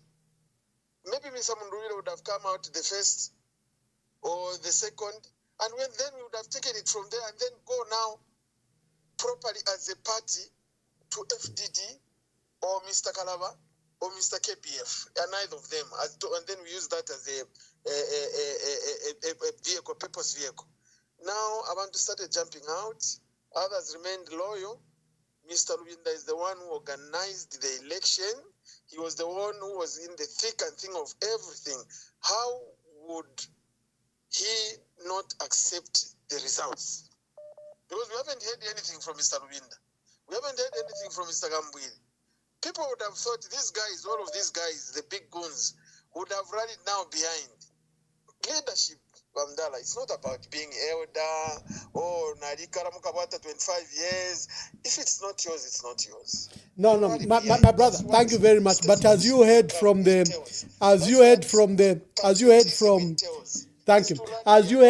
letter from the chairperson for elections, I think it was very conciliatory and very magnanimous. Ngongam Kupa, the chairperson for Council of Elders, wrote a very wonderful letter extolling Honorable Given Lubinda for the wonderful leadership he had shown in the last 5 years. I think we picked that spirit. I've got another caller. Let me hear who it is. Caller, please tell us your name and where you are calling us from. Good evening, Ambassador. This is MCC Kibombwe. My dear brother, I'm privileged that a member of the Central Committee has called and give us your perspective. I tried with several numbers and luckily one for my wife went through. I'm so sorry. Yeah. The lines are buzzing, but here you are. Give us your views. Yes, Ambassador. You know, as members of a Central Committee, it's usually very difficult for us to, give a position. But then there are also things that I felt obliged to speak to in the interest of organization. We must always protect our organization. Correct. And particularly those that are not there to defend themselves. Yeah.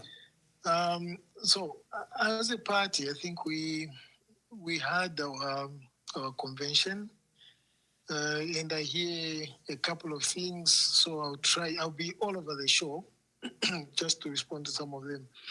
I hear from the last caller who says that President Given Lubinda organized a convention and he was in the thicket of things. And I think these are some of the things that we need to correct. The elections are not organized by the party president in the PF. The elections are a preserve of the elections chairman. And the elections chairman is then also expected to work with an independent electoral commission. So I just wanted to correct that perception because it usually puts our leaders in bad light. It makes it seem like they're the ones who never wanted a convention. And when you hold a convention, they were the organizers. And when there's an outcome, they are responsible for the outcome. So I think we should protect people who are not there to defend themselves, especially if they haven't spoken. Now, for me, as a member of the Central Committee, that election outcome, the final outcome may not have been different. Maybe the winners could have been winners. Maybe the winners could not have been winners. I don't know.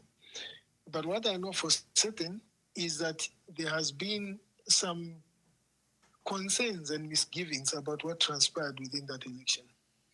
And again, I'll reiterate that it may not have changed the result. All elections in politics, all of them, have got one or two mingalatos of some kind. What matters is how you come out of that as a group. Okay, jamwana onani nyonyapa jamnati chaka so much chaka style paja. It wasn't nice, but anyway, let's move on.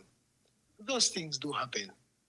So it's how you come out of that disagreement in the election. It becomes a leadership issue. Yes, exactly. And I'm aware, I mean, because now it's in public domain, I can talk about it. There was a petition. I think 4 candidates, I could even say 5, although one of them didn't sign, felt that the electoral process did not go according to the way that they had agreed. And that some things which happened, and one of them I can give you as an example, was the fact that the electoral monitors and the presiding officers should have been identified by the Independent Electoral Commission. But to the contrary, it was then discovered that the provincial chairmen, who were also interested parties and voters, were given the responsibility by the electoral chairman to actually identify who was going to monitor elections. That takes away the independence. Whether it changes the result or doesn't change the result, like I've said, that's a story for another day. There are people who have said, well, we did actually submit blank forms and then sent them to what was called the totaling center. And in the totaling center, the results were different from what they had actually counted. A case in point is Mongo, and you heard that voice note, and people threatened to even resign because their names were being dented. Now, that is water under the bridge. What matters for me now is who is bound to lose and who's bound to gain. Right now, based out of that convention, we have President Makebe. And through him, he is bound to lose if he does not unite the party. And the onus then falls on the president and the leadership to go to the others and engage. Colleagues, we are one. Okay, people's pride and egos and everything are bruised by that outcome. If they are grieved, then they are also bruised. So how is he taking it? How is he engaging these people? People may say that Honorable Mao Sampa is acting differently and so on and so forth. We must ask ourselves the question, what could have prompted him to behave that way? Have we interrogated that? How has been the relationship maybe ever since the election? Those things are critical in leadership. Because if Honorable Mao Sampa is correctly handled, then I personally don't see why he would go to the press and start saying, I'm still party president. So everything, you see, when you become a leader, the buck starts and stops at you, unfortunately. It does. When President Lubinda was leading the party, everything started and stopped at him. When we failed to hold the convention, it was his problem. When the party was splitting, others going to FDD, it was his problem. When defections were happening, it was his problem. And from last weekend, anything that happens now is going to be on President Makebe. So if we want to help our party, if we want to help his presidency, then we must be able to start pushing our president in the direction that this thing does not crumble. And there are many ways, I cannot discuss the details, but there are many ways that can be done so that the team moves forward as one. That is very important. On the other hand, some people talked about the issue to do with the courts, and the judgment that we received. Obviously, that judgment plays into the hands of the UPND. Had the UPND courts said that the PF, Honorable Mao Sampa, did not hold a genuine convention, then Chavinga and Morgan, who are a product of that convention, would have fallen off. But to keep their cases alive, they deliberately gave that verdict towards Mao's. So these are things we should be worrying about as members of the Central Committee and saying, how can we be strategic in order to avoid the UPND from having a walk in the park? We don't have a government that respects the rule of law. This is an autocracy. And if we are going to be divided, we're just further going to be fueling and perpetuating the state of these dictators that we have in government.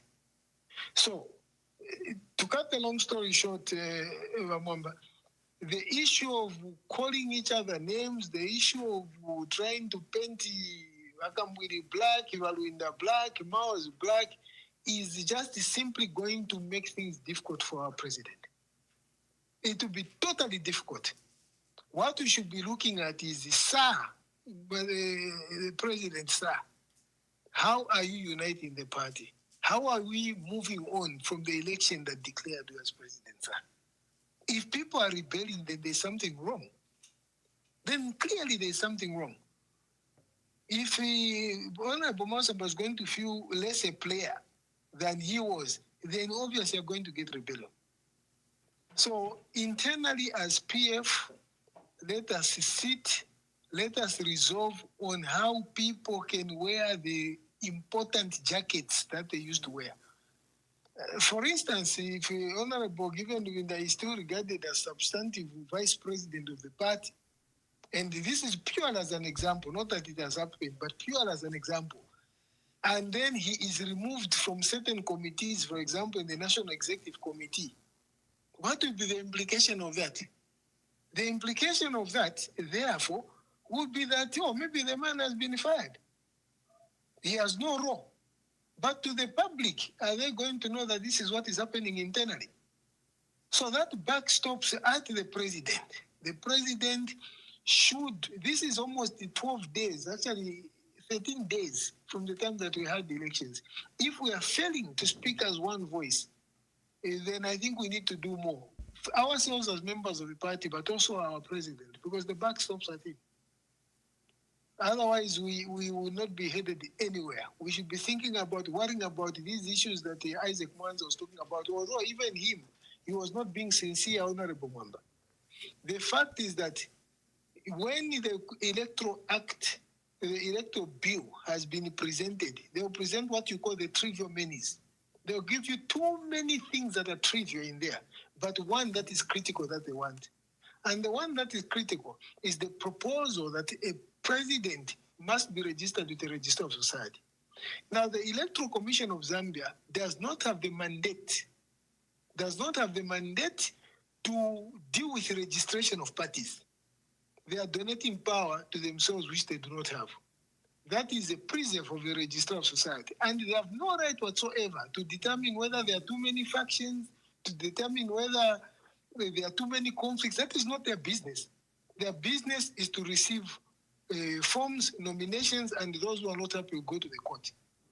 But where we are going, you can see that this sitting of National Assembly has even deliberately adjourned, so that the next time they come and deliberate on this issue. They will vote on the very last day, Parliament will close, and you go nowhere to go and petition. These are the things that we should be worrying about, not these issues of elections. Elections have passed, whether they were clean by 10%, by 50%, or 100%, it doesn't matter. What matters is how do you move on after that declaration. Oh, Kibombwe, thank you very much. That's our member of Central Committee, Honorable Kibombwe. He has given good insights and good advice, both to the PF and to some specific concerns to Honorable Makebi Zulu. He has implored on him to unite the factions and the powers in the PF.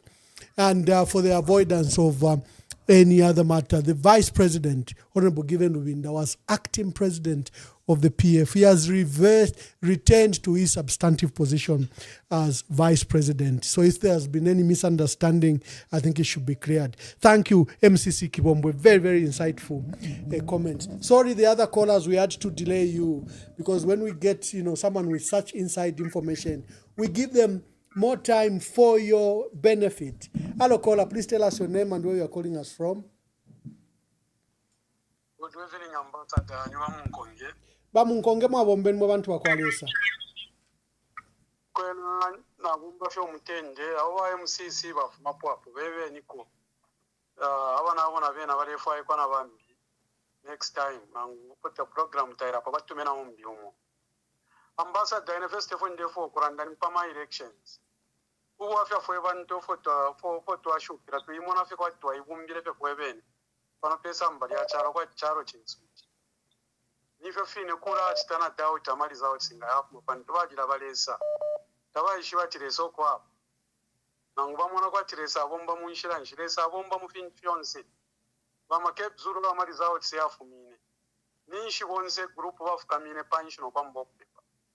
bali mwana maka ya kwa software cause ama election bayingire mu bali mwene obuntuse fyo bwa ingishe mu amaka lero ekyo bena group yabo bakitegera muri lesa na yena ali baranga tirikeni mirange ko feka tyongo nomba barabena abalelanda tabayishi bati charo cha kwaleza kino ne fyonzereza runkwa kuba naba mupepa amakebi zuru nilesa wabeminine so fyonse fyo bari ekitateti tubombeke na shani bakara sitanga bati bapange chimfurunganya basanga pabupikatana pantulesa wakutemwa tewa kupata ekyo ninga kose litakweba ambassador bakonko kwebati ifwe ba PF twalisale ntungurushi nentungurushi twasara natkwatana na ba MCC abakumanyina natkwatana na ma structures omwe yabera orondero mbako abama provincial leaders ababayitire kuri bakateka bagwesha wangu amashiwi sometimes ba ambassador bamipera kwa bama bakamipere kwa numbers ya abama provincial leaders ama numbers ya retain sometimes mwabachitako host mwatumina ko uli kushanyuko ai sasa pera kwa ma inside different sikakura province no uli uko pakwa bacha abantu baisha abantu firenga tureranda turekoseresha abantu ati firenda bwino kulingana no butungurushi basalire kumuna fya tirimbi ibasa pota fya but ni shofo tureranda fitunturu so mufire mwapanga fora pa mwamba ababene bayi musisi abachi bamishitako na connect kuba ntu bami oro chimbecho ndero mbako insta twarera nda tuteri brand PF insta yako tuteri brand PF kuli misepere intungurushi ama yotsi mawati aya wombesha sana lero yabapanyishi so endeni mula munchende bamwamba ebeni kwa ma MCC bapere kwa misepere intungurushi pantu ababa karamba ababa chimfurunganya ngatwarumbure intungurushi imwe ya chimfurunganya nishina ikwatana abantu abachimfurunganya kula ku constituency kula ku ward so ama offices bamwamba ama constituency offices ababa chitire hodi ama offices nishite ikubiyonzei kuba tasha no kubebo kweba chizambya pali ino nshita ile fwayo omwero wapusanako so mwe oba muna sana kupinzo tatimi patire lero twara chinja ko butungurushi pere kwa emisepera kwali ba PF youth ba chairman ba national chairman chiteni wangu identify emisepera shambyo kutungurura ama ward na ma constituency nishita yako chitali brand bakweba chifile tkonkanye po kwenda pantunga mwabika kwa abantu abayikara awababika kaliro pantanshi awabafo afeberanga bapokerera ninshiro batwareri ashiria bipakuli misepera ishimwene charo ko chire onaika chipere nyo butungurushi ninshita yako chitali brand ba Emmanuel ababanga imwe ba Emmanuel mu chipani chesu ba nono mumone myako wingi mwabomba tapaba kwa chimwapone no mwabafe pakati na mumonane intungurushi makepi zuru isa era ni moine mwabera mureza pere ntungurushi yakwebati yara sta identify no butungurushi banyandikisha mu PF to alishi ba mu PF kwali babantu bamwama ama constituency chair ready ama chair ready constituency chairman baba bakwatirimbi PF limbi abafyashi babo bari chitikisho butungurushi so ni nshita ino ya kustari brand please bachandaka kwe konsoko mulero konga mwaya ebeni ba province basari okutungurushi bwa grassroots baperi abana emisepera omwasanga vyati mu PF babutungurushi ali kwa 2 terms kumwe batawo pali ino nshita bese nopo turendera mwaratungirira ko mwachinja ko baraba ali kuyufi babikeni ko pantanji baragombo kwe bata abantu babamone mukupangesha lyako bati babamone chipanchara pantanji muibura fe baraba kwata masane mu ya PF na muri kukurwa tuleya baraba kwata amanani kane ya PF ati bana banda PF bana shani PF nishita yako tusha pesa barekere kwa abayichi mwebe karacharo ifefi yakweba ti conference ya iseyo taipo tenchito ni conference ya pa compound ya mwachimana nopo ya chibera ni pa compound tumwa bareka bare stafira fina ama conference na mairokti bapanga na imi bagirekeni ama structures yale mibombera mwebe karacharo techi musaka manyakyo ba PF ama confusion chabana shani aba mfwe chitendo frafine mwachuna ko mwamona koko bapanga conference batinga mwamona utungurushi bwa makepi zuru oko buleya kuma structures kwabo gwafya yena kuti mwema mwaranda na mumona papene baba sara panshi kwishi nono na basara ama MC abakwebati na mwe bantu na musekeramu ukulingana na anefya abantu barefwa so lekeni ba MC na bena babamirange ko leadership awaba ama conference barekeni tibapanga na mpama ndali fo na bakwatensamu lero lero tabareka takuli structure yesu kusto abareka kaina ngwapanga conference tabachiranda kuparika teka wesu tabachitukapo gateka wesu tabachitukapo ba MCC basara so abene na bena na bakwatefe barera ndamwa bamufave trafini lero mwira chita connect kuri structure ya charo ipangirwe lekeni mirange ifitwaro ipangirwe bamake zuru bamirange leadership mwaleba barubinda kibakokora my elections mumba kwa my elections bapanga my elections basara na bamake barabombera icharo na ma structures ayo arefo ayo ukubike charo pantanji mweba kwa tama sana mukonkanya nikwefefine mwebe murete kama meeting tatwa misarure lero urendo bwimine tabwake mininepo na bwimani fifine mweba ntumwira sakamana nangu mwamfa chikurwansha kuri press conference mwa kumfa kofi mwamfa chikumanza kuri press conference kumfa kofi mwamfa chikumanza kuri press conference kumfa kofi lero na mumono butungurushi wa ma structures wena ififine buleya le sofia bomba ni fifine kumefurunganya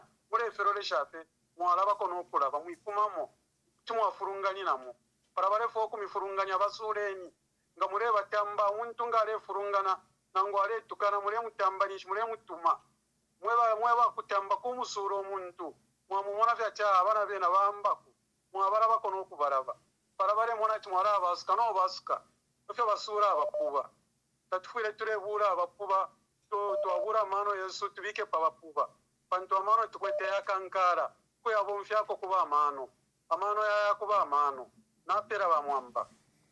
Thank you very much. It's been an eventful period. I'll take the last 4 or 5 calls and we can call it a day. Is Eve of Easter. Hello, caller. Please tell us your name and where you are calling us from. Master, good evening. Good evening. First and foremost, the happiness of mouse is very, very disturbing. But I think I'm on the record of this program saying some is a project of the house. And some let's go back, some who is his wife is a niece. She's a niece to HH or his wife, the family member. So I don't think he can drift away from the project that he started of destroying TF. So what I was doing back at Yapa, charity as a project, just to manipulate. And it's very unfortunate that the party fall into the trap and the rest. So what now went back to the vote. That is another thing. Division are very normal after election. You saw what happened to the President Lungu, so rest in peace. There was division. But just to comment and concur with what the other caller just mentioned, is to cement and encourage that to further. Every competition has a setback. So it has to be from the president himself and all the members to come together and massage each other and forward. But on which peers? That's the question. Which peers? So unless you're telling me that there's a car, there's a vehicle that is being used, that Makedi will drive. Thank you. Thank you very much. Thank you. Hello, caller. Please tell us your name and where you are calling us from and make your contributions. Hi, Ambassador Mwamba. This is Queen Pumi. Queen Pumi, my co-host. Make your contributions, my dear sister. Thank you, Ambassador. I don't really have much to say, but just to bring to their attention that I think it's a pattern. Whenever something is big is going on. Right now, we just lost a student at the university, and no one is talking about it. And all of a sudden, Miles comes with this big thing. So I think just to kumichinkula kufebe na Zambia, let's pay attention to the details. And the appropriate to Afrika multitask. Amadia Shikuya Konka, let not things be overtaken by events. We saw, I don't know if it's true or not, but there's a video circulating of a ZNS commander giving money tantameni umwana na afakuli ya kuyunza tatulelanda po ba mau sampabana bubaisa nefyabo. So this government really, all of us, like we must have eyes 360 degrees, you know, because if we just focus on one issue, meanwhile, your electoral commission, whatever, so I just want to remind Zambians, if you want to we should have a notepad and follow these issues as we come online. We talk about everything and everything that's going on. We need to expose by ECZ. One of the honorable callers said that by ECZ have no mandate to start changing the rules of the game at the last minute. It is a shame and a disgrace. ECZ is just a referee. So I don't know where they're getting off changing the rules and determining who should pick a president. What is the interest of ECZ in who is on the ballot or who is not the ballot? Is it their mandate for ECZ to start picking and choosing, to start redefining the rules of the elections in the 11th hour? All those people, they'll be held accountable. If they tamper with the qualifications of presidential candidates against the Article 100 of our Constitution, we shall deal with them when the time comes. Ama rules of the game at ECZ. We shall hold them accountable name by name, because we have a constitution to follow. They just can't be waking up and say, oh, a president should be nominated by the SG. Does that say that anywhere in Article 100? No. Zambians, wake up, stand your ground, and fight for your democracy. Don't let these people run you over. Whatever fear Zambia. We say no to this dictatorship from ECZ. And I'm putting them on notice personally. If I won't be there, deal with these people at ECZ. Enough is enough. People are not sleeping. I want to make it if you're worried. Am I going to be on the ballot? Am I going to be disqualified? The courts are compromised. Even if the ECZ say that you don't qualify, if you take a case to court, we know what's happening at the courts. Zambia. You know, we will take names of any judge who's going to disqualify a candidate and ECZ, all the names. We saw what was happening to Mackenzie, Chipenzi and Madam Tandy, that conversation, and we sit here and expect free and fair elections. In Zambia, wake up, I submit. Thank you. Thank you very much. Thank you. We are Tulikumatero, thank you. That was Queen Pumi. Hello, caller, please tell us your name and where you are calling us from. Good evening, Ambassador. Good evening. Yeah, this is Alfred calling from Lusaka. Alfred, make your contributions. On PF matters. Okay, thank you. I think in our life, yes, if we call ourselves Christians, we should never substitute God in whatever is happening in our lives, unless we want to be spiritually blind. Okay? What is eating us up as PF is ego. And, you know, when I look at David, okay, they never saw a king in David. And he was actually forgotten. He was busy in the wilderness looking after the flock of his father. So when Samuel came to anoint the king of Israel, the father had lined up his elderly, well-looking, elderly sons.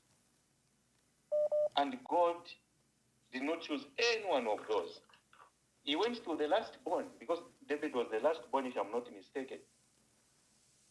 And when the prophet inquires, are these the only sons you have? The father said, yes, except the one who is younger.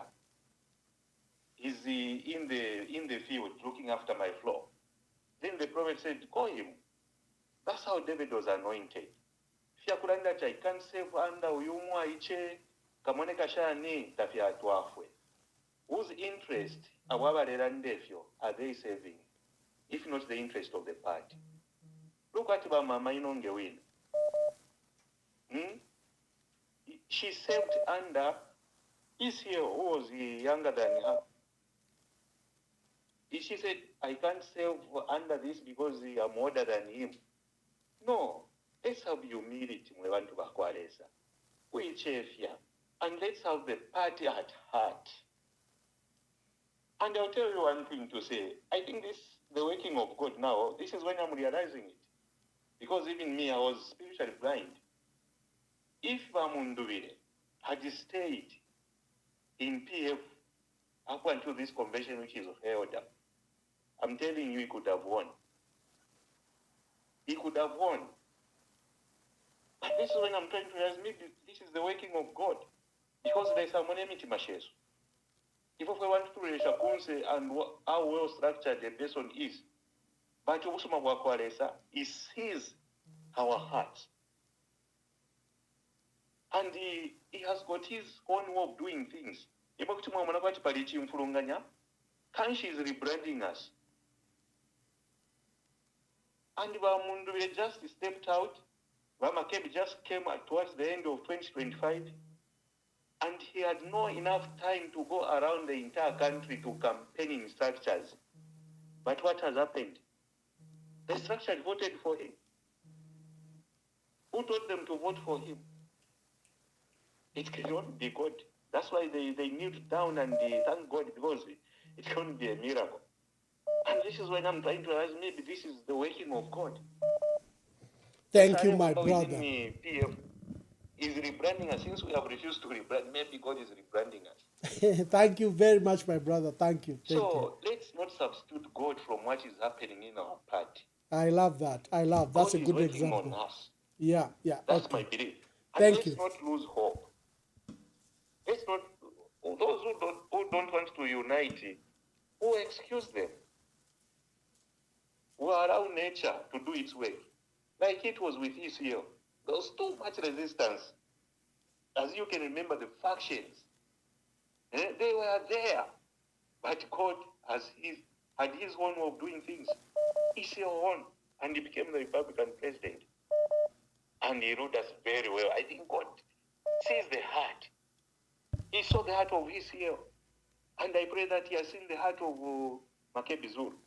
So let's not substitute God from whatever is happening. And time is up. People are still confused. They think PF is still in Tonse. And when we speak to the people, that's when they are realizing to say, Tash PF is not in Tonse. How we thought it's Tonse and you chose Brian Mundu as president. No. This is the status quo now. So, please, God is rebranding us. Thank you so much. Thank you very much. Hello, caller, please tell us your name and where you are calling us from. And Thank you very much, Ambassador Mwamba. This is Uncle J. Yes, Uncle J. Thank you again for the opportunity to speak on this wonderful, great platform that God has given us. Thank you. Let me just start by castigating ECZ, first of all. ECZ's mandate is to facilitate an election. But what we are observing currently really brings a lot of fears to most of us for our democracy and the peace of the country. And this is one thing that they need to know. ECZ are facilitators, meaning they are supposed to get or engage each and every participant in this election. They should not be seen to be weighing on the side of the government. But again, it is very clear when you look at the composition of ECZ, it's very clear that what we have at ECZ are political cadres, not neutral commissioners. But we are calling upon them to rise above their partisan affiliation and look at the nation Zambia as a country that has always been the beacon of peace, where we have had a lot of people come from all over Africa and reside in our country peacefully and conduct their businesses and continue with their livelihood. Zambia has hosted powerful meetings to foster peace on our continent. And that cannot be and should never be eluded. because of people that are not patriotic to the nation, but all they think about is their selfish agenda that want to perpetuate a long stay of a person that has already been rejected by Zambians because of their failure to govern our country. So, ECZ, you must understand that you will be made to account for what you are trying to do. Zambia is a powerful nation that is grounded on the principles of democracy, love, and care.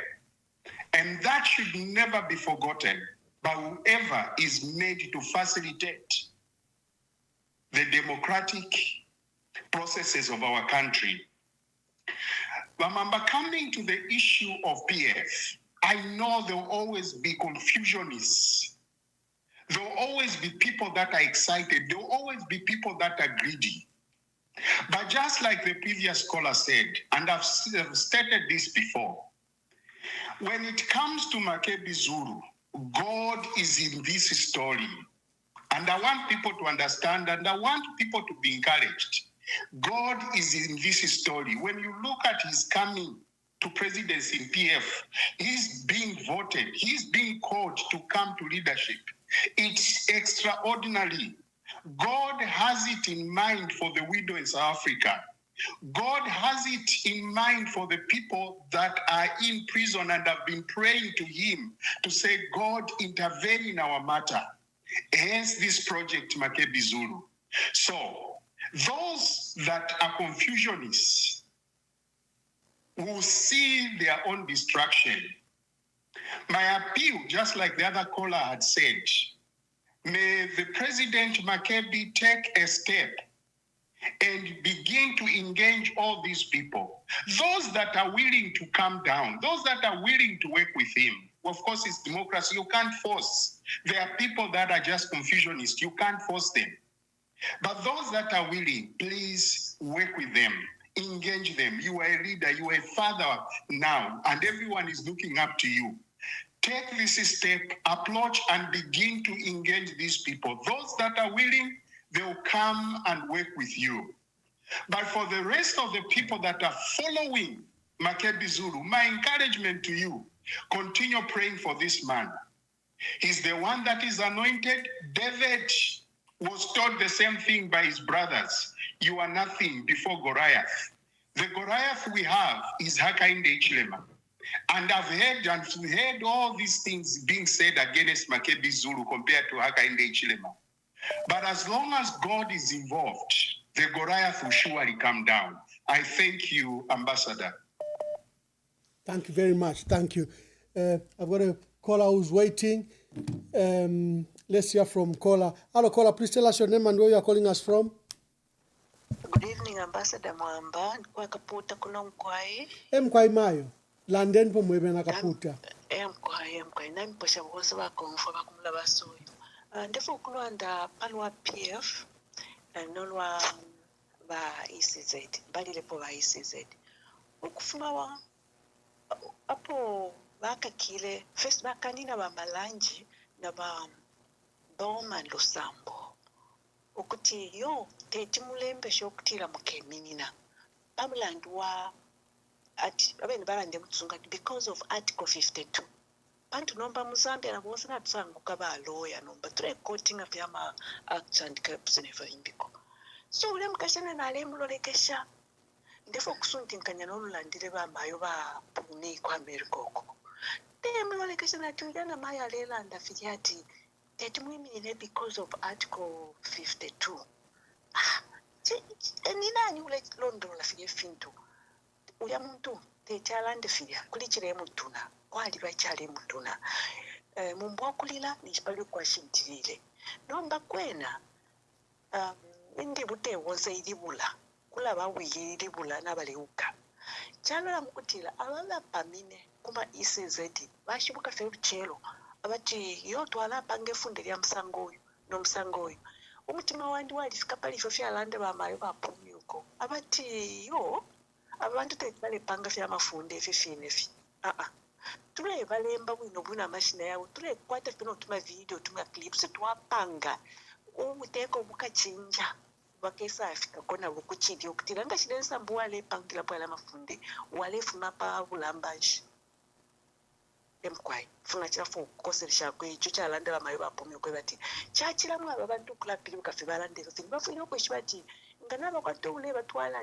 ule bapere yefunde indi wekamule ikamupusa ikajibula bena okay hello wakubelela pali PF lilali nefe kwali okusala ati nbani mulesala papa napa nina lande kuna tiba makebi zulu nomba tinatemwe babombera pamuna ba mundu ile but tafira pwiri ko kuyentaji ba mundu ile baya ukuko baya ba makebi zulu bashalo kupatreto tealesa fifini ba makebi na basalwa and no koseleshwa wonse abantu le koseleshwa okutila ati ba makebi iteni naba muwombere pamu nefe balando ko bati piefunga kwala baya okulonga n'okukulu bonse aba suspended bale balabweshiwa n'abababweshe bonse n'ababwele nabo bene banakirire okubika poneshu ili alanda ba last speaker ili akutila ati nokuyichefya kuusuma kiti mbombe noipati mwaiche pale ine awe chachi ndi bamale bainonge babombele na ba Edgar Lungu kuti twasambirira kofimwa papene ukwichefya chokwa kwebati chirondolo kechintu bantu tituikale muzambia ibale chafye tiyona baleta ko abakuchita train okuchita riga ama votes ngefitwa munapo kufyalo kumbi okuma Uganda na kuma chinshi na kuma Tanzania teti Zambia ikale ife pantu Zambia chipampa cha mutende ichipampa chile cha imini na pa chula pataya pazanza mapalupiri oasis of peace ifo batwitepo number fwe ba oasis of peace ni fwe wechalo cha laundali lefi teti tweka lefyo mwene nifo bale ikata abantu bakapokola besu bale ifwala nama mask mwe bantu kwati ni ba terrorist efyo Zambia yesu yabefyo bakapokola besu poko yamkwikata omuntu mwe bantu bale efunyana ka ikanshika ID kala bakapokola bentana kokulanda ati twaisa mukukwikata nifwe bakuti elbaya sina omuntu na bamuse uko kwine bayamwikata basanga nomulanda twakucharging efi eno kuchatirwa bakapuka tabalefisa amapamenso nangu ni ba detective bene bamukama bafunyakala akantu balangisha akamutwe kabo nomba ukuyamkwikata bali abanyasulu balelwishanya nolwa bamundu bire honestly those guys were dressed like terrorists chakuti oh, that's not our Zambia. This is not our Zambia. Katushi chinshingwa chimwe cha Zambia chibatupereko. We have to come out of the shadow to be reality ya Zambia yesu. Mishina nafu ni Yesu Kristo. Mwasi mwewela Zambia, kutuma neni wino musalipo kutila. Teti tuika libale ikata abantu fila nangu ina na uiba. Kanshika bakusende wino baiba na evidence yacho uibili. Ni chesho tuwakuikatila. Namba baisa na bafimbana. Balafimbana abantu balapukunyo omuntu kwa tina chitemisoka. Abala chitemisoka tabalibekata. Atotela bamwambe fine. Thank you, Mayo. Abena Kaputa. Let me take two last calls and we can close. Hello, caller. Please tell us your name, where you're calling us from. Thank you, Ambassador. My name is Rob. I'm calling from Manchester. Robert, make your contributions. Yes, thank you so much. I didn't get the name, but there was a gentleman that called and said from Central Committee. Oh, Kibombwe, MCC Kibombwe. Yes, and he was talking about issues to do with leadership and bringing the party together, and he challenged Makebi to try to work hard and try to bring the party together. And he was mentioning about it's almost 12 days from the time he was elected, and I think he wasn't being very fair to Makebi, because you're very aware that there were people that challenged the election results and everything. And when you have people that are challenging you, or they are challenging the results, how do you bring them together? You know, because they are challenging your leadership already. They think someone else would have won. So how do you bring those people in a meeting to talk to you? So it's I think people need to be very fair, because I think I could see the direction where I was saying that whenever things were wrong, everyone would say, Luvinda and stuff. Yes, it's true. Those things were there. But when you're running an organization, and people are challenging your leadership, it's impossible for you to bring them together because, yes, the meeting might not go in the way that it needs to be, but you need to settle those things first. And then those people, once they accept that you are the leader and stuff, then you could try to find a way forward. But otherwise, it was very disappointing for someone from the Central Committee to be so short-sighted and not realize the dynamics. Robert, let me help. MCC Gabriel was saying, to his knowledge, the matter of petition was not made public, and is right.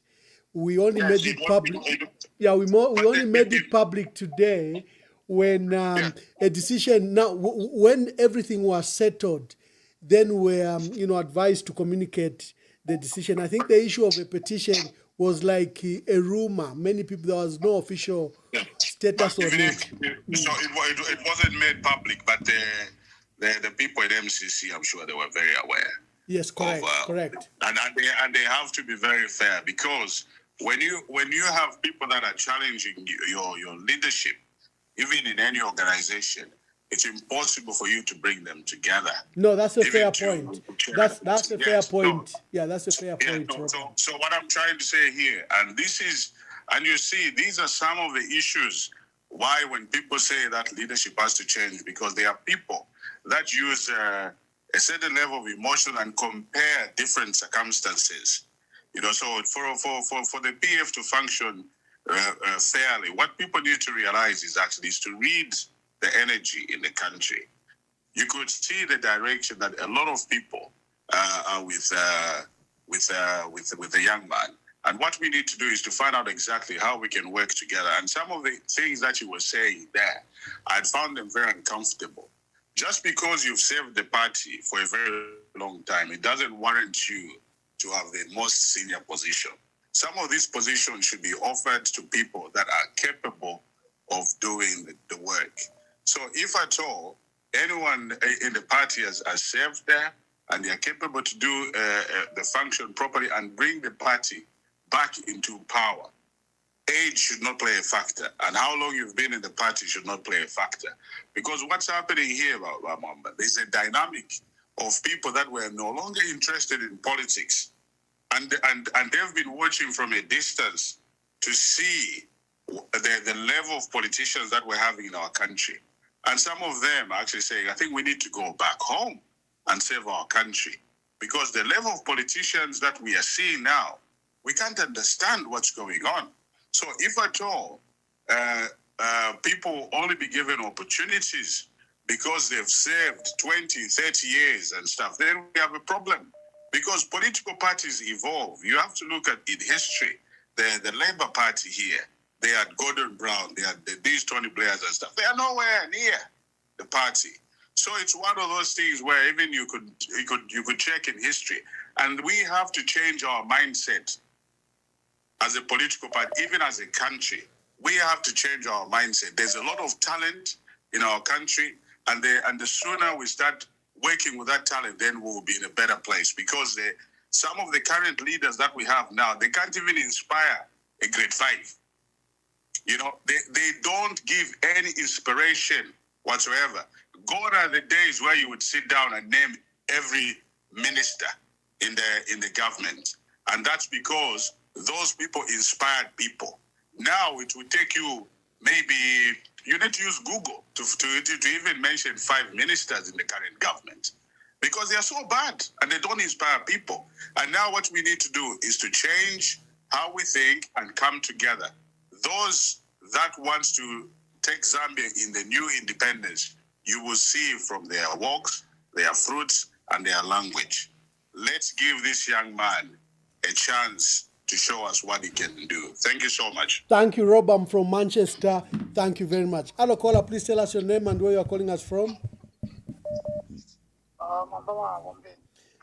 Vanemu abombeni mwabani mukwai. Oh, emkwai wa Boniface kuchingola London po yama bwangu tuli mukusondwelela. Bamwamba kwali bechibembe kuchala echali lando kwebati pangaya sapa mwakwenda abakirisha bakarabe bamwayibukisha sana bamaiko chiro cha pakupanga echi chipani bafire kwemwa muti bali mwene fyo abali ya kutaji bamuno kwe batiko tuleya ndibwe performing expert kwangu fyanyo kufya yezo mwalera ndana kumbe betwai shibati bako pejati konga ndi balungu shani kumapuli ama names ya Yesu kwa Yesu lero chifyo lukasabanya ngebe mwamfa wafu makwalero ndola atukwata abane bisepera abali boino ishaba temwishisho pia kuchiro kutemwe charo chaza achakutira twatemu pia kuchiro kutemwe charo chaza you find ubati yawa mule umfatira ushiko abati factors oko tule kwata abali tungushi ama yemu pia wasalirwe abali fiko kula dire charo amana vya twacho ruchero atwa muleka kwati kwa wino ati na side effects atule kanu side effects but msangwa kutama effects ule muleka kwa jawa nensu ine no pia kama losha sana rumacharo ndo kamula wako na ona democracy na my election kwa kwata mwaka yale muleka kwa jaka we free and fair election kama losha mtu pacha yuye yale inaba ni mpao alefika uko kurupa prowacharo chaza shorpa prowacharo chaza ndalila ndashari afiro kukanka balefu okuya ku my election balefu okisa imini na fie kwa okuya ku my election intraparty elections balefu ayaba nabo balefu intraparty election aba ya intraparty election balefu batamata qualify because they have many days aba lefu balira populate the spokesperson balera ndaba mfrio amba mwaisa roja sana vile tunango kwa toko tuleya ba ECZ bale monikano kumoniko kwa judge ni abantu ba mu ECZ pate kadiasi mirandire na kumichitire kire moneka tatwaisa kuba member of parliament kira kuba speaker of national assembly abalimo kirera ngoko batikadalizi momo ichiri abale konka kunani constitution yesulo kurupa prowaza na hocho data emphasize ichwa mo icho nanda poyot amunyira mwa kwete ambition ya kufa kwa president bale state down ikale ni punish wewe shokwe batirikeni tukese cha history democracy kale ni punish milolesha pakwe batire ndefo kwa president tawa kabe ndio musango tule yangalira mutawa kabe ewe tikesa ko proposa na ponao ale mukishoko bati basaboi poira bali moneke ko bati iyo babaletere muri buka bamwe ko bati bali popular batapa no kutesha what happened today when DC now bateka punish because baba konka that's why those turaranda tinkala munga yapo na mumushi wamana yali omwana wa muno don't expect that umwana will be safe because we are not equal kualaisa konka poni mwana ubi na ngumwana ubi because icheka bya chako bati yena iri okushwa yokuli abantu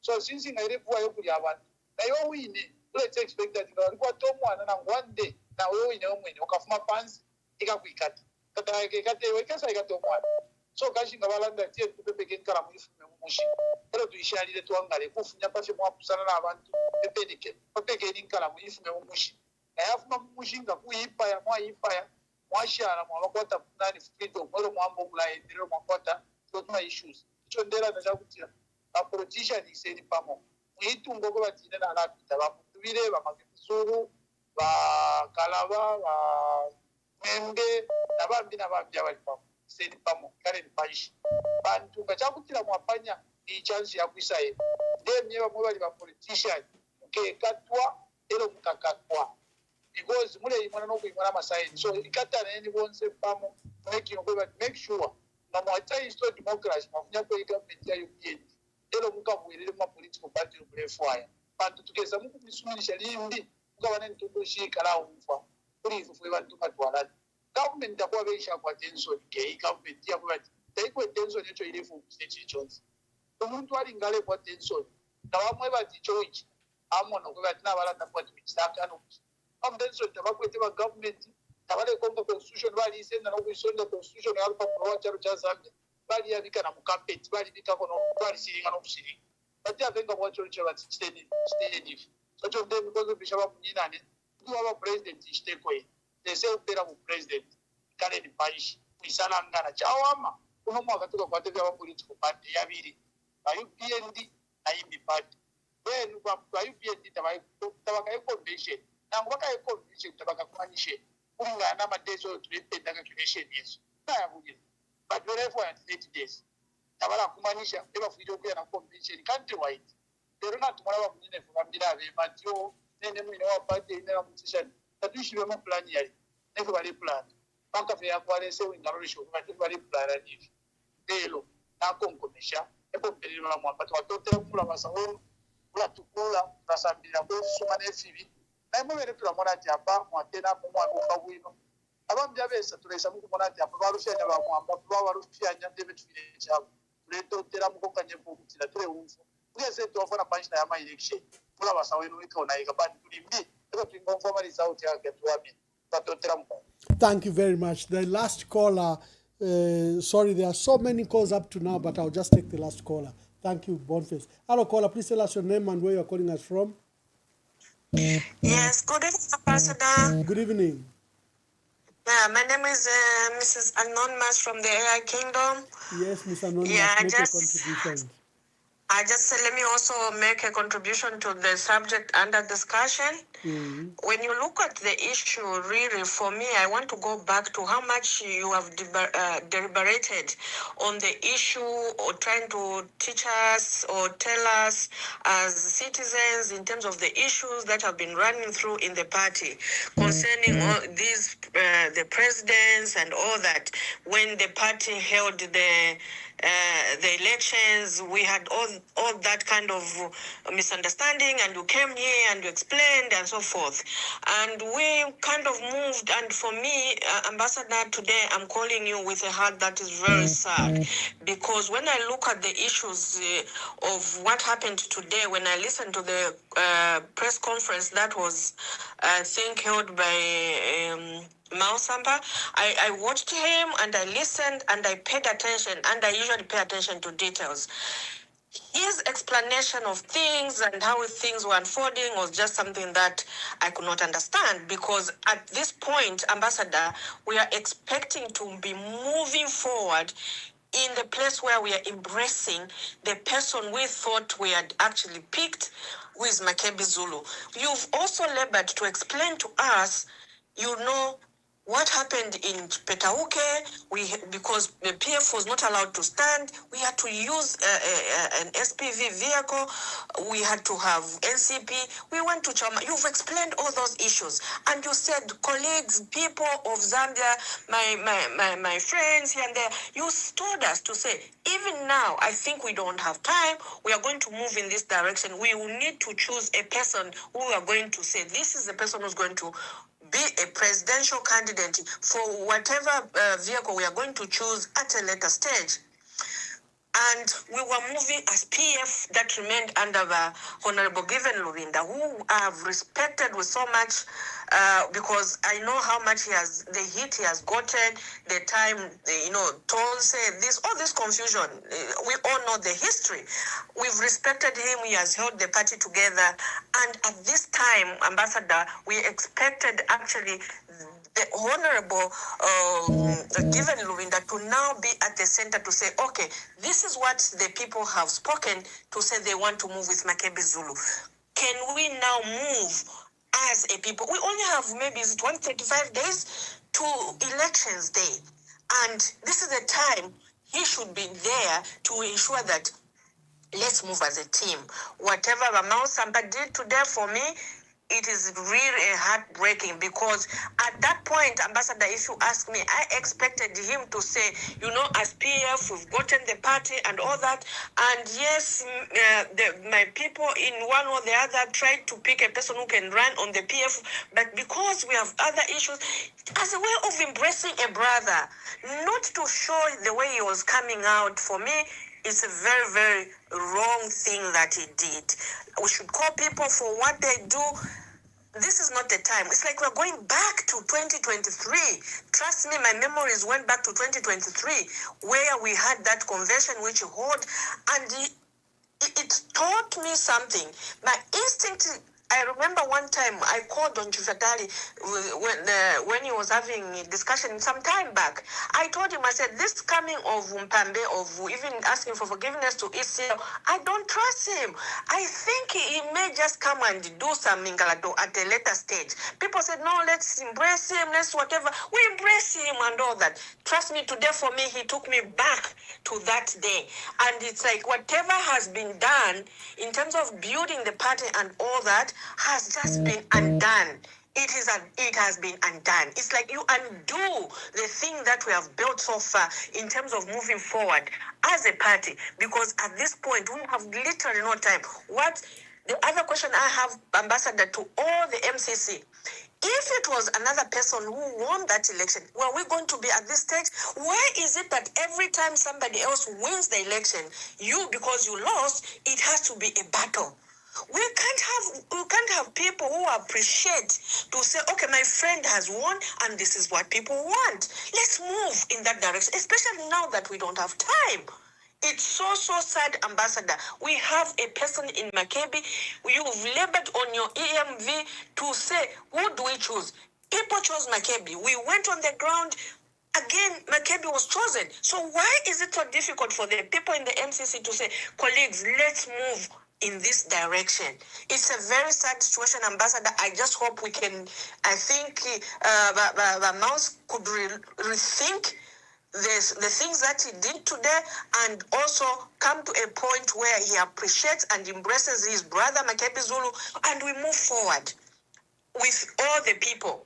We know right now, everybody, it is a very hard time for Makebi, but we have to give him support as a person who has been appointed to lead the PF presidential and be a candidate at that particular time. Thank you, Ambassador. Thank you very much. I know your phones are buzzing, but I declared that to be our last caller, and she was a lucky woman from AI Kingdom. That is our last caller. We'll pick up the debate. Happy Easter, and remember, the reason for the season is our Lord Jesus Christ. It's not those eggs.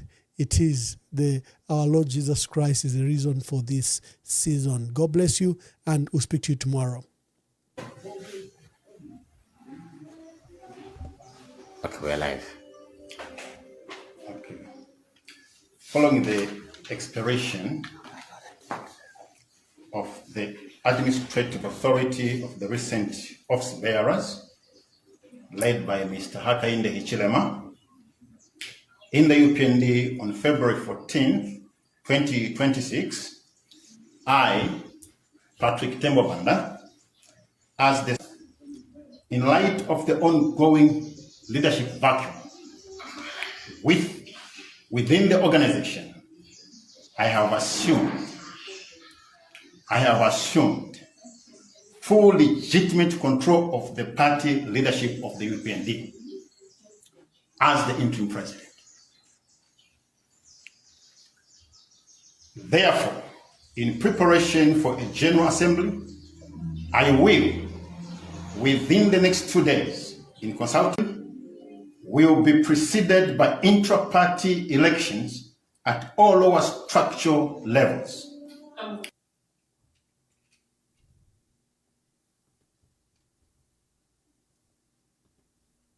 The first caller, I think it was Peter, who mentioned the electoral process. That's right. Are you worried about the electoral process? Do you also think that it will be a free and fair election? We are likely to have sham elections. Yes, correct. At the rate we are going, the elections will be sham. You heard Mr. Hichilema declare publicly that if it wasn't for Bill 7, they were going to lose the elections. Unsolicited. There was no journalist who forced him to make that statement. He made it on his own. We were saying, as a nation, many people in the country were saying Bill 7 is about the 2026 elections. People were denying that. Even himself was denying that. But now he's saying it unsolicited. So if Bill 7 is about him winning the elections, if without Bill 7 he was going to lose the elections, what has he done? Yes. What have they done to make them win with Bill 7? And indeed, if he's not lying, there are some mechanisms that they have put in place that will enable them to win, that will disadvantage their competitors. So the status quo as it stood before Bill 7 was not favorable to them winning. They were going to lose. So what is it that he has done in Bill 7 that will make him win? Again, we can see that there is an attempt to ensure that there's no contest. We have applied 34 times as at 2 weeks ago, 34 times to have a rally in Zambia. Since 2021, we have never been allowed to have a single rally.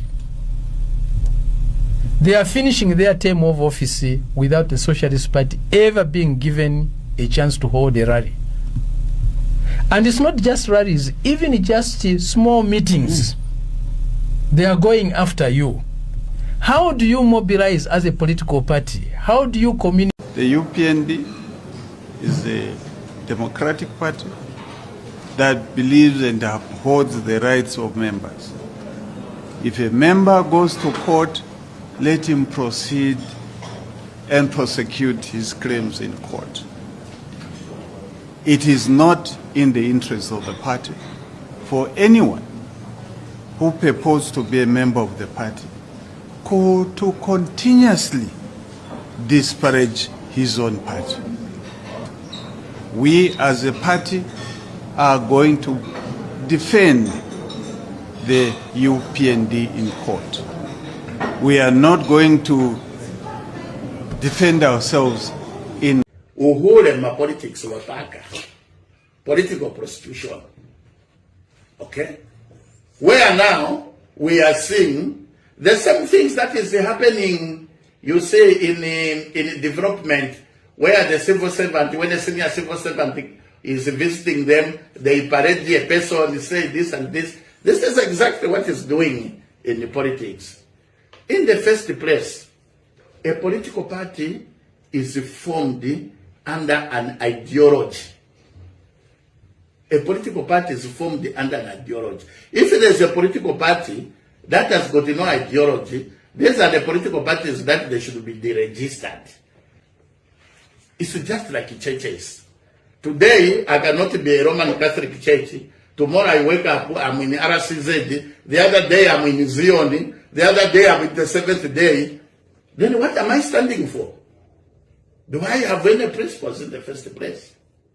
Do I understand why the church